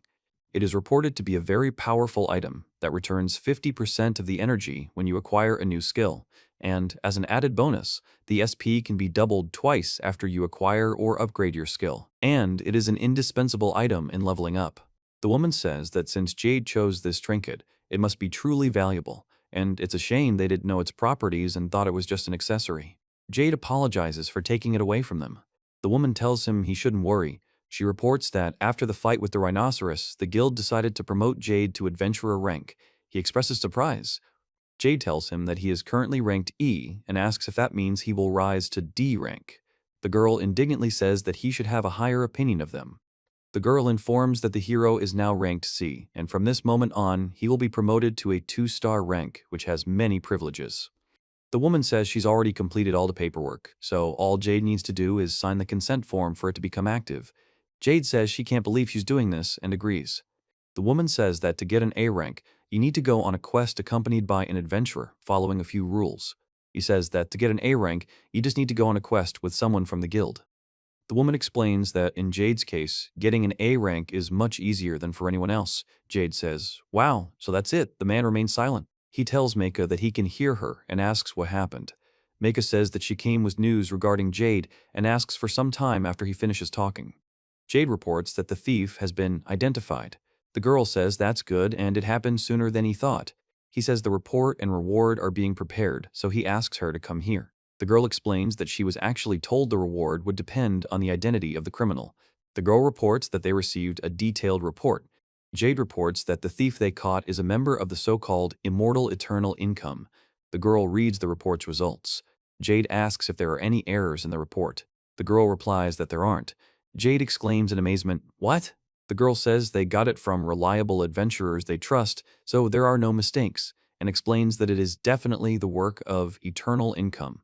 She explains that they look for people in need of money, accept them with high salaries, and then sell them to neighboring countries where they carry out. Jade reports that the handwriting looks like Gina's. The man says it's a mistake. Jade confirms it. He reveals that Meika's story is only half true, and the other half is a lie. The masked man explained that the Immortal Eternal Income, their true form, is a vile cult that intends to destroy the world.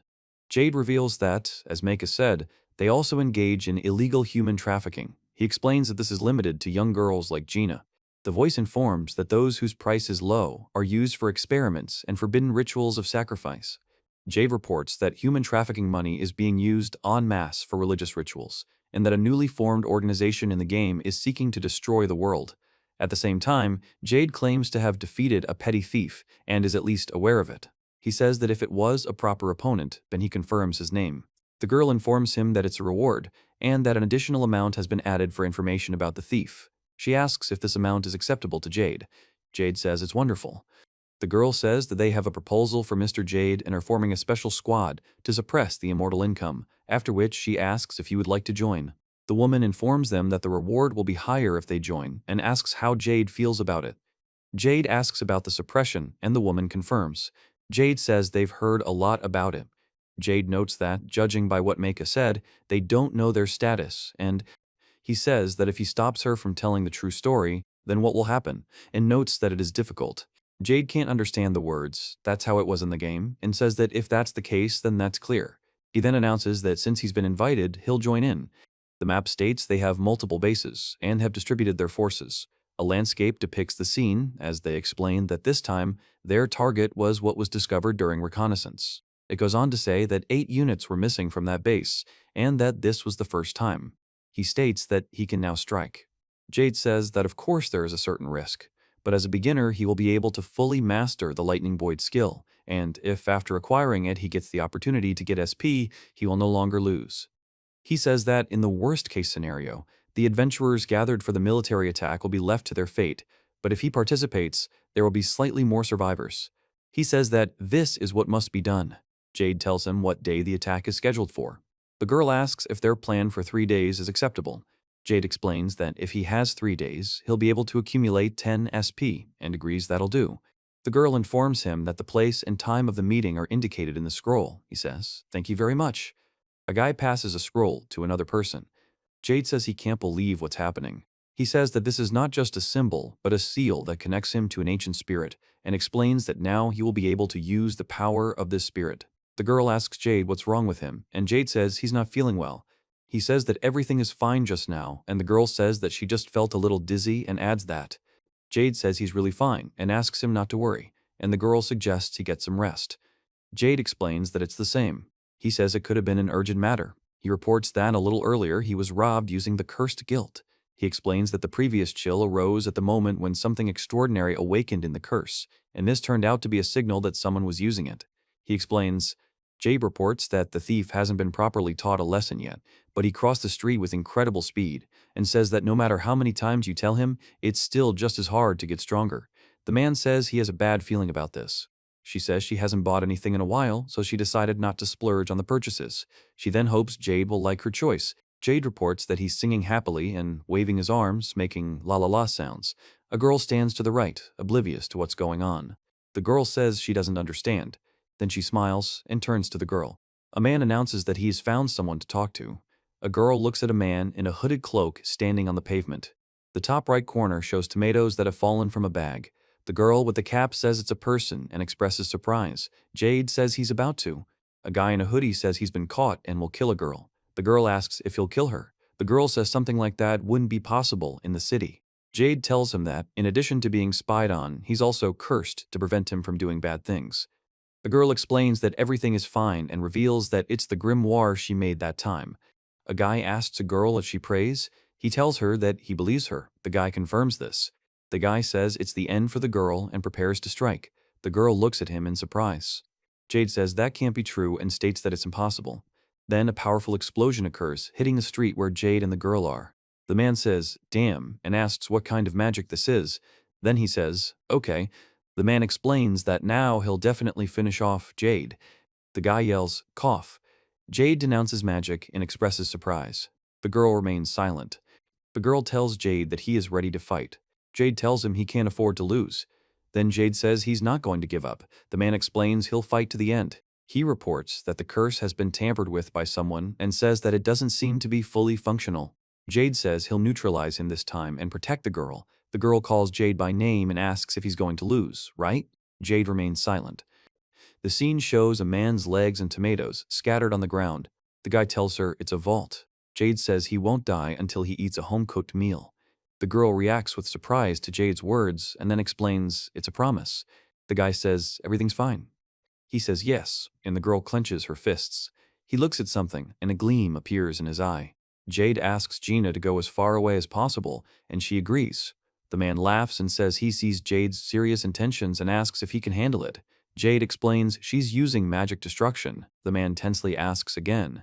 The man makes a K sound and laughs, ha-ah-ah-ah. The man explains that the rising steam is electrical currents constantly flowing through the entire body. He explains that penal synergy is the worst kind of body modification.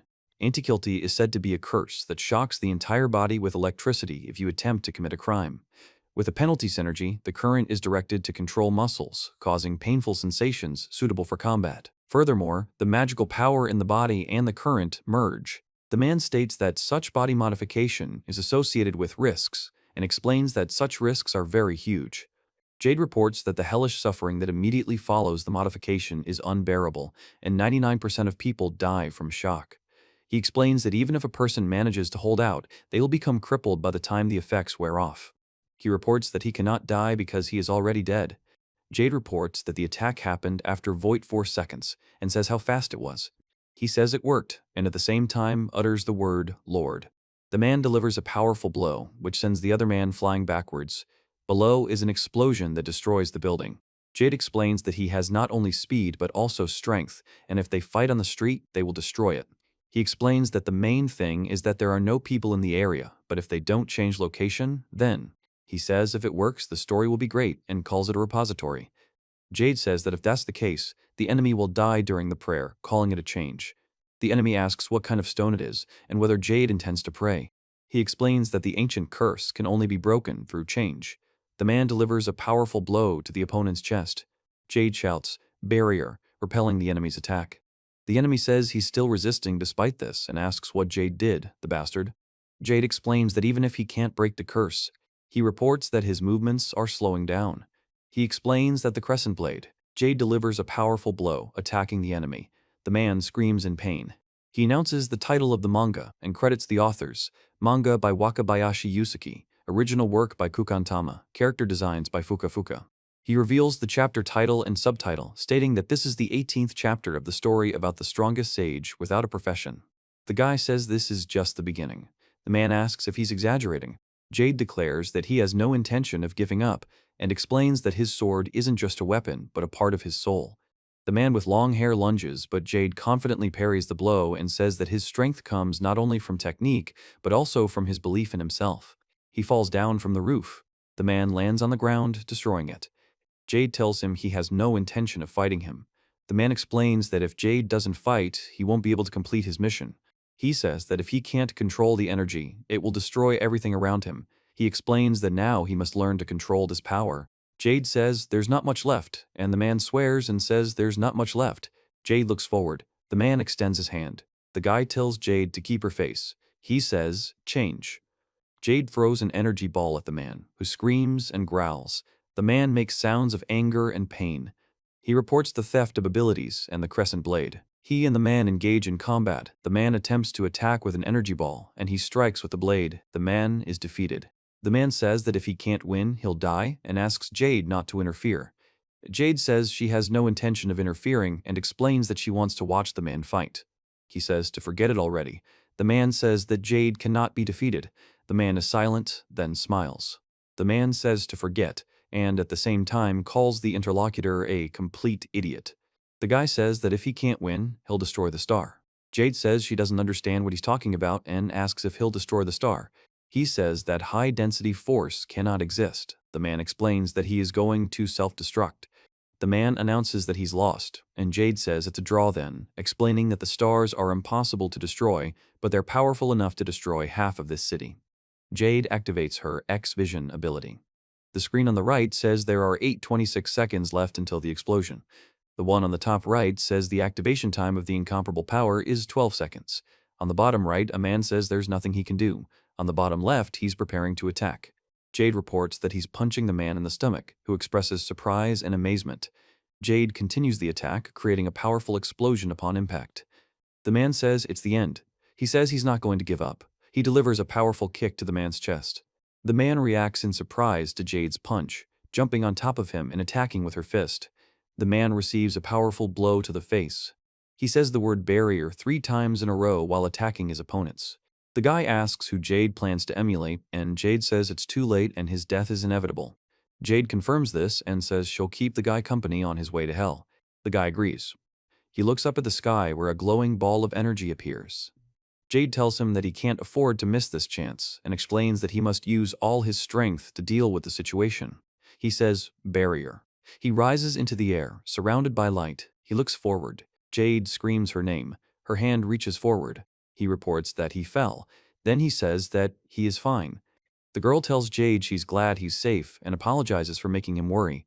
Jade says his wounds are fine, but he could only be worried about her. He says he's just a little hungry. The girl says she is too. The guy says this is just the beginning. The man asks if he's exaggerating. Jade announces that he's not going to give up and intends to use all his strength. The man suddenly lunges forward with lightning speed. Jade explains that he's ready to take the hit and keep fighting. The man delivers a powerful blow, causing an explosion of energy. He falls down, breaking the ground. The man below prepares to attack. He lands on the ground. The man suddenly jumps up. The guy says he's not going to give up and that his sword is his life. Jade explains that he won't let the guy get away and is going to stop him at any cost. He says that if he can't control the power, he can harm himself and others, and explains that to do this, he needs to focus and direct the energy correctly. Jade says there's not much left. The man curses. The man extends his hand forward. The guy with the sword informs the guardian about the attack. He says change and activates the ability. A guy throws an energy ball. A man screams and growls. Jade talks about stealing abilities and the crescent blade. Jade and the man engage in combat. The man attempts to attack with an energy ball, and Jade strikes with the blade. The man is defeated. He declares that he has no intention of giving up and explains that his power is more than just a sword. The man says that he will destroy Jade if he doesn't retreat. Jade says to forget it already. The man says that Jade can't be defeated. The man is silent, then smiles. The man says to forget and asks if the other person is a complete idiot. The man announces that he's lost, then says it's a draw. Jade says that destroying the stars is impossible, but they're powerful enough to destroy half of the city and admits that he's been caught. He reports that this is vision. Jade reports that the activation time for unparalleled power is 12 seconds. The man explains that there are 8:26 seconds left until the explosion. The man says there's nothing he can do. He stabs the man in the chest. The man expresses surprise. He says that this is the end. The man says he can't afford to lose. Jade says he's not going to give in. Jade delivers a powerful kick to the man, knocking him back. The guy reacts sharply with an exclamation, then turns around. He jumps with his fist pointed forward. The guy gets hit in the face, which causes a strong impact effect. Jade says she's activating the barrier. Jade explains she's using the barrier. Jade says she's using the barrier. The guy asks who he's imitating and says that it is too late and his death is inevitable. He confirms this and says that he will keep him company on the way to hell. Jade looks up at the approaching explosion. The blast occurs above the city, and Jade watches as it grows and spreads across the sky. He says barrier, then jumps and lands on the platform, then looks forward. Jade screams her name. First he falls back, then he says it's impossible because he can't die. The girl tells Jade she's glad he's safe and calls him by name. Jade reports that his wounds are fine, but adds that there's something wrong. The girl explains that she couldn't do anything but worry about him and apologizes for making him worry. He says it's soup, but it's from yesterday. The girl explains that it's okay, there's no need to worry. The man replies that it's fine. Jade thanks him for the food and says it was delicious today too. The girl asks if that's true. She smiles and hums. He says the girl always smiles like that and asks if something good happened. The girl laughs and says she doesn't smile that much. Jade zips up his coat. Jade takes the coat. The girl asks if Jade is leaving. Jade explains that he decided to prepare for when he joins the punitive squad. The girl says that since that's the case, he says that if the girl doesn't mind, she can take her lunch with her. The girl asks what it is and thanks him, saying that she didn't expect to have time. The woman tells Jade she wishes him a safe journey. Jade replies that he's already on his way. The woman warns him to be careful. Bird cries can be heard against the backdrop of mountains and sky. Jade says this is already the 20th and would like to meet the golden metal rhino again. He says it's delicious. Jade explains that it's not the time to think about such luxury, although, in any case, they should find SP in the dungeons. He announces that he is death, and explains that he takes souls so that they do not suffer. Jade says it's a metal-rich man, even better than the golden metal rhinoceros, and if he's not mistaken, it's a rare magical monster with attributes of metal and death. He jumps to the side. The man lets out a loud scream. A complex pattern appears inside the pipe, then a sharp object flies out of the pipe. Jade reports that the quality of the magic stones of such monsters is quite high. The magic artifact, Realizer, expands the range of magic that he wants to implement, and depending on the quality, the effect of the magic can change, so this stone is ideal. He asks to show his status. He says he's already saved enough for today and can come back and continue tomorrow. Jade reports that this time he's found a new magical artifact called the Realizer. The girl asks if it's a new magical artifact and says she's already itching to find one, wondering how many there are, 100. Jade explains that so far there's only one and that it's nothing. He reports that in addition to the Eliamons, he also asked for stones. Jade says she can prepare it for the day after tomorrow and take her time. The girl understands and says she'll try her best. He reports that 2 days have passed and it is now early morning. He wakes up and rubs his head. Jade says she can check her upgrades before leaving, and that over the past 2 days, she's already accumulated over 260,000 SP. He explains that if you add up the points from the gold medal unicorn, you'll get around 300,000 points, and the cashback will add around 600,000 points. He informs her that, depending on the situation, she may need to use the skill from the very beginning, so the uncontrollability meter is filled to the maximum. The girl says she is fully prepared. Jade says the rest depends on the enemy's fighting strength. He says the strength of the group he'll be joining. Zane says he's heard of Jade and asks if that's true, then reveals his name is Zane, he's now a guild member and a former S-rank adventurer, and expresses his pleasure in meeting him. Jade says she wants to thank him for his participation in the battle strategy and for his now famous status in their group, and expresses her deep gratitude. The girl says it's a no-brainer and agrees with the rumors. He says that he seems to be reliable and a former S-rank adventurer and then denies it. The guy on the right tells Jade he doesn't know the guys from their guild and suggests they get to know each other right away, to which Jade agrees. The man with the staff explains that, at first, their group, Newbie, the only all-around A-rank group in the city, was originally. The man says the assassin knows there are NPCs who do their job for the NSO, but they never actually come out of the shadows. He says he didn't expect such secretive people to come out in such a situation. The man announces that he is the senior rank in their group and welcomes the newcomer. The girl reveals that she is Eris, the leader of a Spitfire-ranked group. Lena says she's pleased to meet you and explains that their group is also a Dreadnought-ranked group. Lena, a scout, found the thieves' hideout, so they decided to join. The man explains that they're from Dreadnought. Jade announces that she will introduce herself now and says that in conclusion. He reports that he's called the first one who discovered the thieves who belonged to the eternal and invincible high income, and asks to call him he. He is usually engaged in collecting metal. He has experience in fighting opponents in hand-to-hand combat, sufficient to defeat the villains, and Jade tells him he said something wrong again and gotten dusty. The man looks at him silently. He reports that everything is in its place. The man explains that they will check the readiness and move out. The image contains no text or speech from the characters, but shows a landscape with mountains and a gorge. Jade reports that a thick fog is starting to form in this area and warns not to underestimate the monster's strength. The man confirms that he understands. The girl says that they can now see. He reports that their fortress is ahead. Jade informs them that if they get a little closer, there will be a guard force there, and orders them to prepare for battle. The man replies that there is. He reports that the enemies will of course be accommodated, but they are just small fry, and if instead of them there were official members of the eternal and invincible high income. The girl says that they would have been attacked long ago, even from such a distance. The girl tells Zargus that he faces an enemy ahead. Zargus understands and says he'll act according to plan. The man asks who Zargus is, after which Zargus uses the dimensional dosing technique, and the man shouts the name of his technique, Northern Hydrogen Acid, and deals damage. The man screams. Jade says he can't believe it happened. He explains that assassin magic called dimensional dosing allows the chemical to penetrate the enemy's body. He reports that the enemy was literally boiling for a while due to the hydrogen acid, but was unharmed. Jade reports that at this rate he will be able to take out all the enemies at once, but the problem lies elsewhere, the interior of the outer walls. He states that this is the output of the item the genie created, and explains that it is an inventory. Jade says there's soup, but it's from yesterday. The girl says it's okay, don't worry, and says okay. He says thank you very much, and that today was also very tasty. The girl asks if this is true. He smiles. Jade says she always smiles like that and asks if anything good happened. The girl laughs and says she doesn't smile that much. He fastens his cloak and takes it in his hand. He says that he thought he should prepare for the time when he joins the punitive detachment.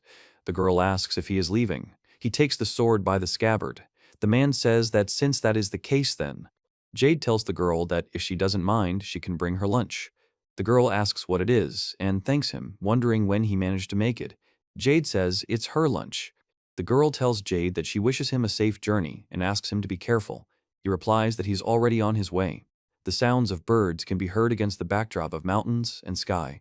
Jade says this is the 20th time and he'd like to meet the golden metal unicorn again, saying it's delicious. He explains that it's not the time to be thinking about such luxury, but he needs to find SP in the subways anyway. He says that he is deaf and explains that he came to take the guy's soul. Jade says it's a metal-rich man, even better than the golden metal unicorn, and if he's not mistaken, it's a rare magical monster with attributes of metal and death. He announces that it's a trap, and explains that if anyone steps on the slab, the mechanism will activate.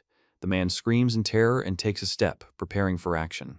Jade reports that the quality of the magic stones found in these monsters is quite high. He explains that the Realizer magic artifact expands the range of magic you wish to manifest. Depending on the quality, the magic's effect can change, making this stone ideal. He says to show the status, then says that he has already saved enough today and can come back and continue tomorrow. The girl reports that this time she's found a new magical artifact. Jade asks if it's a new magical artifact, and the girl confirms that yes, it's called the Realizer. The girl says her fingers are itching and asks how many such artifacts there are. 100 shish. He reports that in addition to elements, he also needs stones, as he asked for earlier. Jade says she can prepare it for the day after tomorrow and take her time. The girl understands and says she'll try her best. He reports that 2 days have passed, and it is now early morning. He scratches his head and wakes up. Jade says he can check his upgrades before logging out, and has already accumulated over 260,000 SP points in the past 2 days. He explains that if he adds up the points from the gold medal unicorn, he'll get around 300,000 points, and with cashback, he'll get around 600,000 points. The woman reports that depending on the situation, it may be necessary to use the skill from the very beginning, so the uncontrollability scale is filled to the maximum. He says that he is fully prepared. Jade says that the rest depends on the enemy's fighting strength, and reports that the strength of the group he will join. The man says his name is Zane. He's now a guild member and a former S-rank adventurer, and says it's nice to meet you. He also tells Jade he's heard of him. The girl says it's just a finger and asks if it's just a rumor, then says okay. Jade says she wants to thank him for his participation in the battle strategy. Now he's become famous in their group, and thanks him very much. He explains that he is not a former S-rank adventurer and reports that he seems to be reliable. The man asks Jade if he knows the guys from their guild. Jade suggests they get to know each other right away and agrees. The man explains that their group, New Betelgeuse, is the only all-around A-rank group in the city, originally called simply Betelgeuse. The man says he knew about the existence of NPCs who do their work for NSO, but in reality, they never come out of the shadows, and he didn't expect such secretive people to come out in such a situation. The man calls the assassin. Eris informs him that she is a Spitfire-ranked group leader. The man says that he is the senior in their group and welcomes the newcomer. Lena reports that Scout Lena has found the thieves' hideout, so they've decided to join the B-rank group, Dreadnought, this time. Lena says it's nice to meet you. The guy says that, in conclusion, Jade will now also introduce herself. He reports that he is the first to discover the thieves belonging to the eternal and invincible high income, and introduces himself. He explains that he usually collects metal, has experience fighting opponents in hand-to-hand combat, enough to defeat villains, and uses the power of destruction. Jade reports that he's arrived and blurted out something again. The man remains silent. He reports that everything is in its place. The man says he will check everyone's readiness and suggests they move on. The image has no text or speech and shows a deserted landscape with a group of people walking along a road. The man says there's a thick fog coming from this spot and warns not to underestimate the monster's strength, after which Jade says he understands. The girl explains that they can now see the way. The guy says that there is a fortress ahead of them. Jade informs them that if they get a little closer, there will be a guard force there, and orders them to prepare for battle. The man replies that there is. He says that the enemies will, of course, be accommodated, but they are just small fish, and if instead of them there were official members of the eternal and invincible high income, Jade reports that they would have been attacked long ago even from that distance. The girl tells Zargus that there's an enemy ahead of him. Zargus understands and says he'll act according to plan. Zargus suddenly attacks the man, who asks who he is. Zargus uses the dimensional dosing technique, and the man shouts the name of his technique, Northern Hydrogen. A man screams, with his mouth wide open. Jade and another man look at the fallen man. He explains that measured dosing is a magic skill for assassins, allowing a chemical substance to penetrate the enemy's body. He reports that the enemy was literally boiling for a while due to the hydrogen acid. The man explains that this is the power of the assassin who used the acid, but he himself. Jade reports that at this rate he will be able to take out all the enemies at once, but the problem lies elsewhere, the interior of the outer walls. He says that this is the inventory and informs that here is the output of the item that Gina created. Jade reveals that the one with a frightening effect on demons is called Eleamenus, and the one that expands the area of effective magic is called Elianizer. Using these two magical tools, it becomes possible to capture the base. He says that the first thing they need to do is use Eleamenus to avoid the first kill, and notes that there are no traps on these doors. The man explains that if that's the case, then he, the guy, asks Zane to hold off on opening the doors. The man notices someone running away very quickly. Jade says he hasn't seen it himself, but everyone who has seen the power unanimously claims it will instantly propel him to A rank. He also says it's the boundary, Jade adds. He says the name Menace and throws the object down. The man says he's just curious about how powerful the real force is that makes people think that way. Jade says he asked if he could trust her with his life, and that it doesn't matter whether it's interesting or not. The man says he's asking if he's even listening. The guy understands what the other guy is trying to say and explains that in the unlikely event he speaks out against the group, he will take responsibility and supervise him. The man in the group apologizes for the wait and he asks if he can come in now, to which the man responds affirmatively. Jade says stone skin. Jade delivers a powerful blow, causing destruction and dust around her. He says they are very careless and asks if they are doing it with bare hands. The man reports that there is not a single guard. Jade says it is. The man tells Cerberus. The man and girl look at the three-headed dog.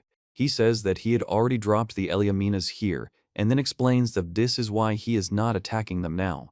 The man listens. The guy tells Jade that he wants to ask him, just in case, if he knows there's a Cerberus behind these walls. Jade explains that his reconnaissance skills are well developed. He says we need to go further, and, to understand the situation inside the wall with high magical power, we need to increase the stealth search to +100. The girl says that tracking is her strong point, and the other girl says that it's hers too. Jade reports that the Cerberus, the one they need to kill first, has been modified to attack people who don't use special perfumes. The boy explains that he thought Eliamena's was a pretty poor magical weapon, and the man explains that it all depends on how it's used. He says that if they reach this point, they will be outside the range of the magical interference blocking. He explains that by doing this, he will expand the magic and then destroy the magic circle, calling it a method of destruction. He says that the reaction has started and he has hit the yab. Jade asks if this is a double guard dog method, and the man replies that it could be called that. Jade explains that there's a possibility that enhanced humans are being created at this point, increasing their combat power. He says that now everything will depend on the circumstances. The woman asks what he just did.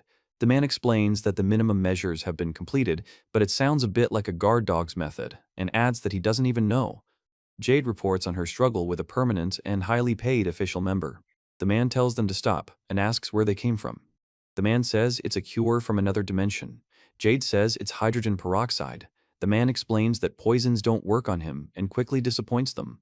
The idiot is silent, he says. Don't believe him and explains that he's making fun of you. Jade reports that this happened before when they confronted each other on NSO, and people like him use the method of destruction without casting a spell, thereby making them nervous. The man reports that he has just used this technique, and he says that he definitely sees. Jade explains that the destruction method's effect is first created by the technique's direct impact on the opponent's magic or skill. He explains that it's merely a mass of invisible magic, but in the case of the interdimensional shimmer, it remains until the magic manifests in the body. It is reported that if one has the skill, magic vision, it will take a lot of magic power before the effect will manifest, but one can visualize and imprint it. Jade reports that the person standing before them possesses high combat power due to skills that are difficult to acquire naturally. He says that the combination of magical abilities, including magical vision and the method of destruction, is nothing special, but more information may be needed to assess the enemy's strength, so it is worth trying to start a psychological game. He says that he has tamed Cerberus, and if the enemy does not get out of here, he will send. Jade says that's what was needed. The man asks what he's talking about. The man explains that an immortal member of the structure with a high income is able to penetrate the magical barrier and search inside the base. He is now confirmed that Cerberus is alive thanks to tracking magic. The man reports that they've come this far without killing Cerberus. He explains that one of the organization's most powerful members can realize loyalty. The man says he has no doubt that he has truly taken control of Cerberus. He reports that now, based on, Jade explains that even compared to the NSO experience, there's no need to use the greatest piece. The man explains to Zazis that after he uses magic, he needs to use the medicine from another dimension again. Jade understands and says that's great, they attack together, but don't interfere with each other. The man complains about the need to constantly monitor Cerberus's position. He announces that, in addition to him and Zazis, the defense must also join the battle. The girl orders the entire team to fight. The guy talks about destructive beams, and the girl talks about a light blade. The girl talks about a glass ball, and the guy explains flash freezing. The man talks about a platinum strike, and Jade talks about a spearhead. The man asks if this is too much, but he remains silent. The guy says, no. Jade says there aren't even any scratches, and asks if it's still gliding. The man says that this pose. He says that really. Jade says boundaries, then announces a yoga blizzard. The man looks up. Jade soars into the air toward another man who is sitting in the lotus position. The guy says it's impossible. He says he can't believe it. The man explains that it's really happening. Jade reports that Eliamenos, which has a frightening effect on demons, and Elenizer, which expands the area of effective magic, is a magical tool. He explains that by using these two magical tools, it becomes possible to capture the base. The woman tells him to use Eliamenos to avoid the first kill and notes that there are no traps on these doors. He explains that if that's the case, then he, the man, asks him to wait before opening the doors. He calls for Zane. The man says he needs to be faster. He asks. Jade states that he hasn't seen it himself, but everyone who has seen the power unanimously claims that with it, he will immediately rise to A rank, and adds that it is also a borderline. He says the name Eliamenos and throws the object down. The man explains that he's simply curious about how powerful the real force is that makes people think that way. Jade says he actually listened to him. The man says it doesn't matter whether Jade is interested or not. He asked if she could trust him with her life. He understands what the other person wants to say and explains that in the unlikely event that he speaks out against the group, he will take responsibility and supervise him. The man asks if he can come in now, to which he receives an affirmative answer and apologizes for the wait. Jade speaks Stoneskin. In the background, a group of people watch the destruction of the earth. He says they're being very careless, and the guy asks if they're doing it with their bare hands. Another guy notices there's not a single guard. Jade says it is. The man reports to Cerberus. He says that he dropped Eliamenos here beforehand. The man asks why he doesn't attack them now. Jade says she wants to ask, just in case. The man asks if Jade knew Cerberus was behind these walls. Jade says his intelligence skills are well developed. He tells her to go further and explains that to understand the situation inside a wall with high magical power, she needs to increase her stealth search to +100. The girl says that tracking is her strong point, and the guy adds that it's his too. Jade explains that Cerberus is the creature that must be killed first. It has been modified to attack people who don't use special perfumes. The man explains that it all depends on how it's used, and Jade says that she thought Eliamenos was a pretty poor magical weapon. He says that if they reach this point, they will be outside the range of the magical interference blocking. He says that by doing this, he will expand the magic and then destroy the magic circle, calling it a method of destruction. He explains that the reaction went well and he got into. Jade reports that there is a possibility that enhanced humans are being created at this point, increasing their combat power. Jade explains that it could be called the double guard dog method. The man asks what method it is this time. He says that now everything will depend on the circumstances. The man explains that the minimum measures have been completed, but it's something like a guard dog's method. The woman says she doesn't even know and asks what he just did. Jade reports on her struggle with a permanent and highly paid official member. The man tells them to stop and asks where they came from. Jade reveals that it's a cure from another dimension and calls it hydrogen peroxide. The man with the mark on his cheek says poisons don't work on him and quickly disappoints them. He says, don't believe him, and that he's making fun of you, the man tells Balbus. The man explains that this happened before when they confronted each other on NSO, and that people like him use a method of destruction without casting a spell, thereby making them nervous. The man reports that he just used this technique again. Jade says that he definitely sees. He explains that the destruction method's effect is first created by the technique's direct impact on the opponent's magic or skill. The man explains that in the case of the medicine from another dimension, it's simply a mass of invisible magic that remains until the magic manifests in the body. Jade explains that if you have the skill Magic Vision, it will take a lot of magical power for the effect to manifest, but you can visualize and imprint it in advance. He explains that the man standing before them has high fighting power due to skills that are difficult to acquire naturally. Jade reports that the combination of magical abilities, including magical vision and the method of destruction, is nothing special, but more information may be needed to assess the enemy's strengths, and it might be worth trying a psychological game. Jade says that he has tamed Cerberus, and if the enemy doesn't get away, he will direct it. The man says you won't eat that. He says that's what was needed. The man explains that an immortal member of the structure with a high income is able to penetrate the magical barrier and search within the base. Now he has confirmed that Cerberus is alive thanks to tracking magic. The man reports that they've come this far without killing Cerberus. The man explains that this is why he has no doubt that he has truly taken control of Cerberus. Jade says that one of the organization's most powerful members might recognize his loyalty. Jade reports that now, the outcome. He explains that even compared to the NSO experience, there's no need to use the greatest figure here. He explains to Zazis that after he uses magic, he should use the medicine from another dimension again. Zazis understands and says that's great, they attack together, but don't interfere with each other. And the man complains that because of the boys, he now has to constantly monitor Cerberus's position. Jade announces that in addition to him and Zazis, the defense must also join the battle. The entire team prepares for battle and enters the fray. He talks about destructive rays. The girl talks about a fiery oath. The girl talks about a glass ball. The man explains instant freezing. The man talks about a platinum strike. The boy talks about a spearhead. The man says he's not sure if it's too much, and Jade remains silent. The guy says no. He says there's not even a scratch and asks if it's still vaping. Jade announces boundaries and a yoga blizzard. The man rises into the air and Jade soars toward him. The guy says it's impossible, and he says it can't be true. A man with short hair and a scar on his face says it can't be true. A man in armor and other men look at the guy flying toward the glowing object.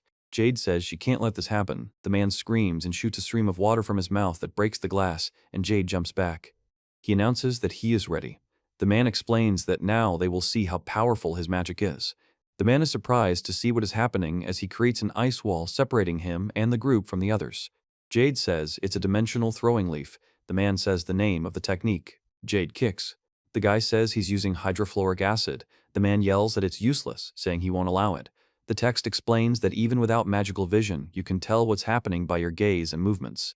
Jade says, cancel the spell. The man replies that. The man screams that he can't die and falls down. He looks at him. Jade says he doesn't intend to kill the enemy, but simply wants to stop them. The enemy responds by saying he won't give up and will continue fighting. The man asks Jade if he's okay, and he replies that he is. The man explains that the enemy was overpowered for a slave trader's bodyguard, and he says it's a good thing the attack missed. Jade says he deliberately made him miss. The man asks what he means and whether he means it's because of the weak barrier. Jade explains that the physics engine is a game, but it's still the real world, and they'll have to talk about physics as it is. He explains that barriers are needed not only to completely block an attack, but also to create air pressure gradients while they remain intact, thus creating a windless zone. The man listens. Jade says the angle of the barrier is important. The man is silent, the girl listens silently. He says he seems to have explained it clearly enough and adds, okay. The man makes a sound of doubt. Jade says he'd like to make a suggestion and suggests they come back. The man listens. He doubts there's anyone stronger waiting for them ahead and explains that thanks to another character, they passed Kerperos. Another man says there shouldn't be any further problems. Jade reports that this is the level of understanding they have. The man explains that it will be difficult to convince him otherwise. Jade says that he wants to try to take over the base himself. He says that he does not want new victims and that this desire is strongest now. Jade reveals that she can now learn area aura suppression and illusory aura and explains that if you use them while retreating, you can return without a scratch. He reports that if Zane had given the command to retreat, he would have immediately mastered 2 skills, but now he will have to move forward, even if there are casualties. Jade informs you that from now on, you will have to decide whether to spend your madness meter on Kokushi Muso. He informs me that I need to increase my barrier to plus 25, as I'll have to make particularly precise decisions or deliver a lightning-fast strike from the void. He explains that if the enemy uses anything stronger than Yoga Blizzard, it will be difficult in this state. He explains that I've received a skill, With. The image shows a rapid movement or impact, accompanied by a speed effect and flying particles. There is no text or speech. First, Jade reports that there are 10 of them and that these people are most likely stronger than the one they just fought. He announces the spell's name, Space Potion, and says, hydrofluoric acid. He calls his opponent pathetic and asks if he's really gotten to this level using only such nonsense. The man sweats and remains silent. At the top right, a man in a cloak with a sword asks for a little entertainment, while the man in the center says that the adventurers are cursed. At the bottom, 4 people are shown looking intently ahead. At the very bottom, a man screams. Jade says, abbreviation. The man says, hey. The man and Jade stand opposite each other. The man smiles. Jade holds a sword in her hand. The guy says he'll be Jade's opponent. He explains that this was part of their plan. The guy asks Jade not to worry and says that at least he seems to be able to do something. He also notes that he's worried about his comrades. The guy says it's unmanly to do this in the middle of a fight. Jade says she'll capture everyone alive and sacrifice them in a ritual. Jade explains that she needs extreme concentration and casts a spell. He says he's using a 3rd-degree barrier. The man laughs and says that, of course, it won't stop him. Jade announces the name of the move, Crescent Blade X2. Jade says it's not bad and laughs. Jade prepares for the next move, focusing energy in her hands. He reports that he can cast multiple spell decays at once. Jade says it's a stance and gives the skill code 3188, as well as that the lightning reject skill has been enhanced 10x. Jade explains the decrease in attack power. The man strikes. He reports lightning deflection. He explains that he is using lightning strike reduction and says that this is a necessary measure. Jade says that the power is being restored. Jade raises her hand and glowing rings appear around it. He says he thought the guy in front of him was just a little kid, but now he's had enough. The man says he's about to see his power. The man explains that he's the Crimson God and asks to allow the power of hell to lurk within him so it can be released. Jade says it's ancient magic. He says that he burned everything around him and now nothing can stop him. Jade deflects the attack, blocking the way with her hand. The man releases a powerful stream from his mouth, which collides with Jade's defense and destroys the barrier, after which the man suddenly moves forward. He announces that he is here. The man makes a sound. The man expresses surprise. The man notices that he has appeared in front of a group of people. Jade announces the name of the spell, Dimensional Throwing Leaf. Then the man shouts that hydrofluoric acid is useless. Jade says she won't allow it. Below, the man explains that even without magical vision, you can tell by your gaze and movements. He says the spell is cancelled. The man responds with surprise and asks what's going on. The man screams in surprise and rage. Jade watches the cloaked man fall. A glowing orb appears in the lower right corner. He stands on the right and looks at the man on the left who falls to the ground. The guy says everything's fine. The man asks Jade if he's okay, and Jade says yes. The man explains that the enemy was too strong for a slave trader's bodyguard, and the other man says it's a good thing that attack missed. He explains that he deliberately made him miss, and that the barriers are needed not only to completely block the attack, but also to create air pressure gradients to form a zone of no wind until the barriers are destroyed. He says that we will have to talk about physics as it is, since this is the real world and not. Jade says the angle of the barrier is important. The man is silent. The girl is silent. He says he seems to have explained it clearly enough and adds, okay. The man makes a sound of difficulty. Jade says he'd like to make a suggestion and suggests they come back. The man listens. Jade looks at him seriously. He doubts that anyone stronger awaits them ahead and says that thanks to him, they passed Kerperos. The man says that there shouldn't be any further problems. Jade says that this is the level of understanding they have. The man says that it will be difficult to convince them otherwise, and he himself wants to try to capture this base. The guy says that he doesn't want new victims, and that this desire is stronger than ever now. Jade reveals that she can now learn Aura Suppression Area and Illusory Aura, and explains that if you use them while retreating, you can return without a scratch. He says that if Zane had given the command to retreat, he would have immediately mastered 2 skills, but now he will have to go forward, even if there are casualties. Jade informs you that from now on you'll have to decide whether to spend your madness meter on Kokushi Muso. He tells them to increase their barrier to plus 25. He explains that if the enemy uses anything stronger than Yoga Blizzard, they'll have a hard time in this state. He explains that they'll have to make particularly precise decisions or strike out of thin air with lightning speed. Time feels slow. The image contains no text or speech. It shows a quick movement or strike from left to right. The woman says they should move on. The man explains there is danger ahead. Jade says he is ready to fight, and the other man talks about the need to be careful. The man says that they are all most likely stronger than the one they just fought. He says that there are 10 of them, and also these. Jade introduces the spells Space Potion and Hydrofluoric Acid. Jade calls it pathetic and asks if the other person has really reached this level using only such nonsense. In the upper right, a cloaked man with a sword asks for a little entertainment, while another cloaked man with a staff calls the adventurers damned. Below, 4 characters stare ahead and he shouts. Jade says the abbreviation of her name. The man says, hey, and turns to Jade. The guy says he'll be Jade's opponent. He explains that this was all part of their plan. The guy asks not to worry and says that at least he seems to be able to do something.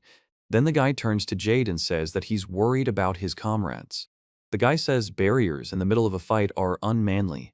Jade says she'll capture everyone alive and sacrifice them in a ritual. Jade explains the hyperfocus and pronounces the name of the technique, chakran. He announces that he's using the barrier to the 3rd degree. The man laughs and says that, of course, he won't stop him. He raises his hand, creating a powerful energy barrier. Jade announces the name of the move, Crescent Blade Double. then says it's not bad and laughs. He explains that casting multiple spell disintegrations at once is possible and states that he can do it. He then smiles and begins performing the spell. Jade says this stance reduces the force of the blow. The man says he's acquired the skill Lightning Rejection with skill code 3188 and a X10 boost. The man strikes. He talks about lightning diverters. He reports a reduction in the force of the strike and says that this is a necessary measure. Jade announces that her power is being restored and raises her hand, surrounded by glowing rings. He says he thought he was just a little kid, but he's had enough. The man says he's about to see his power. The man talks about the Crimson God and asks to let the power of hell that lurks within him be released. Jade says it's ancient magic.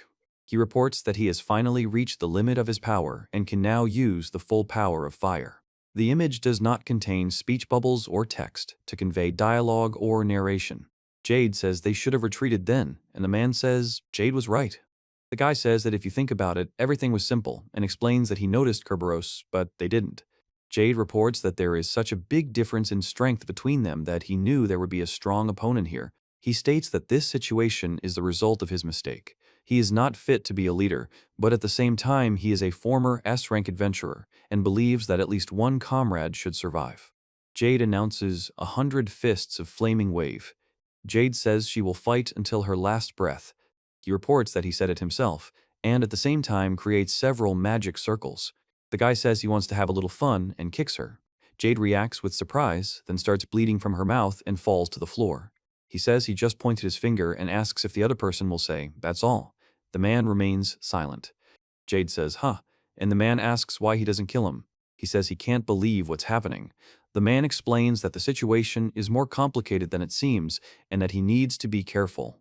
The man says that to the outside world they must appear strong and that they are perfect sacrifices for the ritual. Jade says she will beat them half to death so they can taste true hell.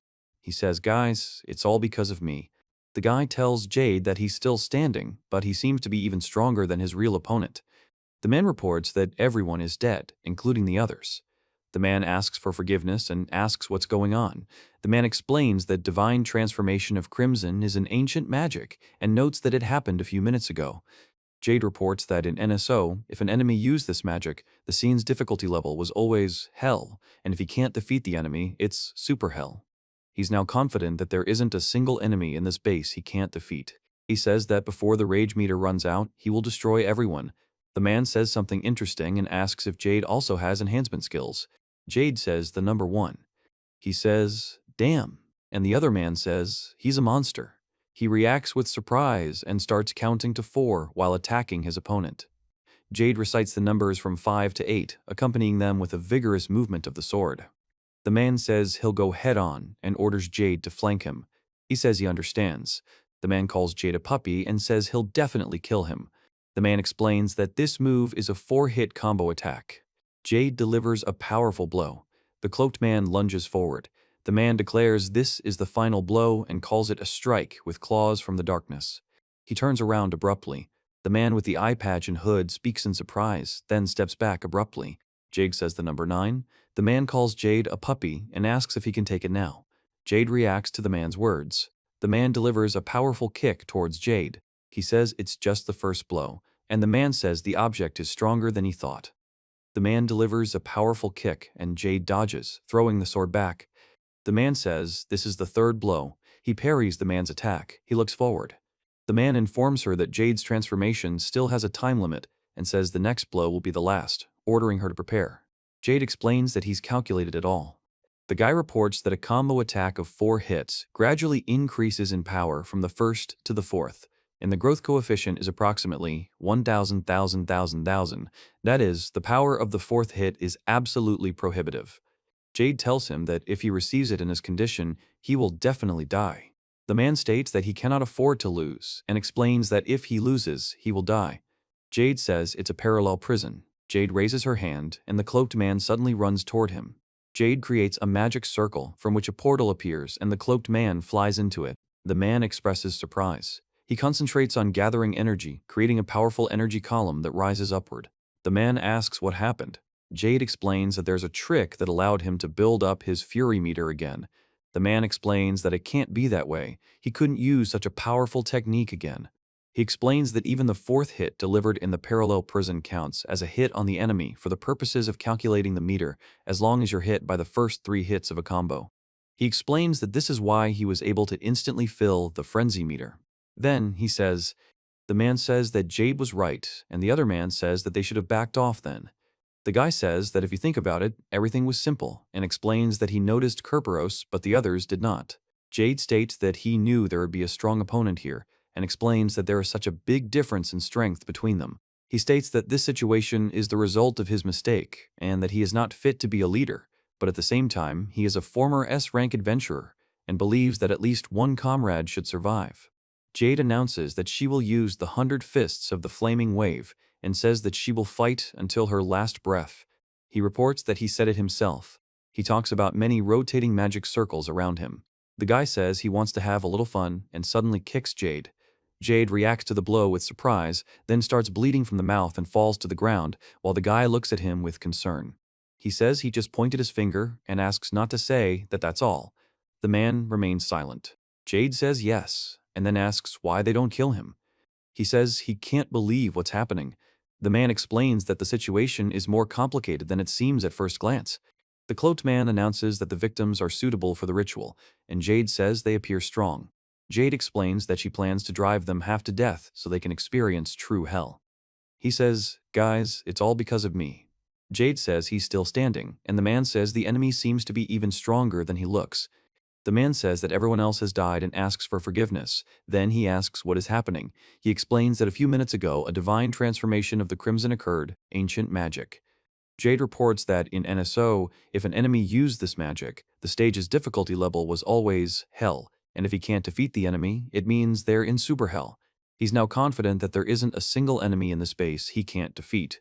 He says that before the rage meter runs out, he will destroy everyone. The man says that's interesting and asks if Jade also has enhancement skills. Jade says the number 1. He says it's a monster and expresses fear. He says it's the devil. Then he makes a sound of surprise. He and the other man simultaneously make swift attacks. Jade reports numbers from 5 to 8. He says he'll go head on, and the other man says he should flank him. He understands. The man calls Jade a puppy and says he'll definitely kill him. He explains that this move is a 4-hit combo attack. Jade says that's all, and explains that he's striking with claws from the darkness. He then attacks the enemy. He reports a shrinking space. The man with the eye patch exclaims and tries to stop something with his hand, then turns around abruptly. Jade says the number 9. The man says puppy and asks if Jade can handle it now. Jade reacts to the man's words. He delivers a powerful punch that sends the man flying backwards. The man reports that the situation was stronger than he thought, and Jade says that was just the first blow. He says that if he can't win, he will die, and states that he is not going to give up. Jade announces that this is the 3rd strike. The man throws a punch, and Jade deflects it with her sword. Jade looks forward. The man says that Jade's transformation does have a time limit. He reports that the man has calculated it all. The man explains that the next blow will be the last and orders them to get ready. The power reportedly increases gradually from the 1st to the 4th hit, with the combo attack consisting of 4 hits. The growth rate is said to be approximately 12,000 3,000, meaning the power of the 4th hit is absolutely outrageous. Jade says that if he receives it in this condition, he will definitely die. The man says he is not going to stop and is going to continue. Jade reveals that this is a parallel prison. Jade stops an approaching man by creating a magic circle in front of her. The man abruptly changes direction and disappears into the portal. The man expresses surprise. He announces that he is about to release a powerful attack, directing energy downwards. The man says it can't be. He couldn't use such a powerful technique again. Jade explains that there's a trick he used to build up his rage meter again. The man asks what happened. He explains that if he gets hit with the first 3 hits of a combo, even the 4th one, carried out in the parallel prison, counts as a hit on the enemy for the purposes of calculating the gauge, and so he was able to instantly fill his confidence gauge. He then says that now, 10,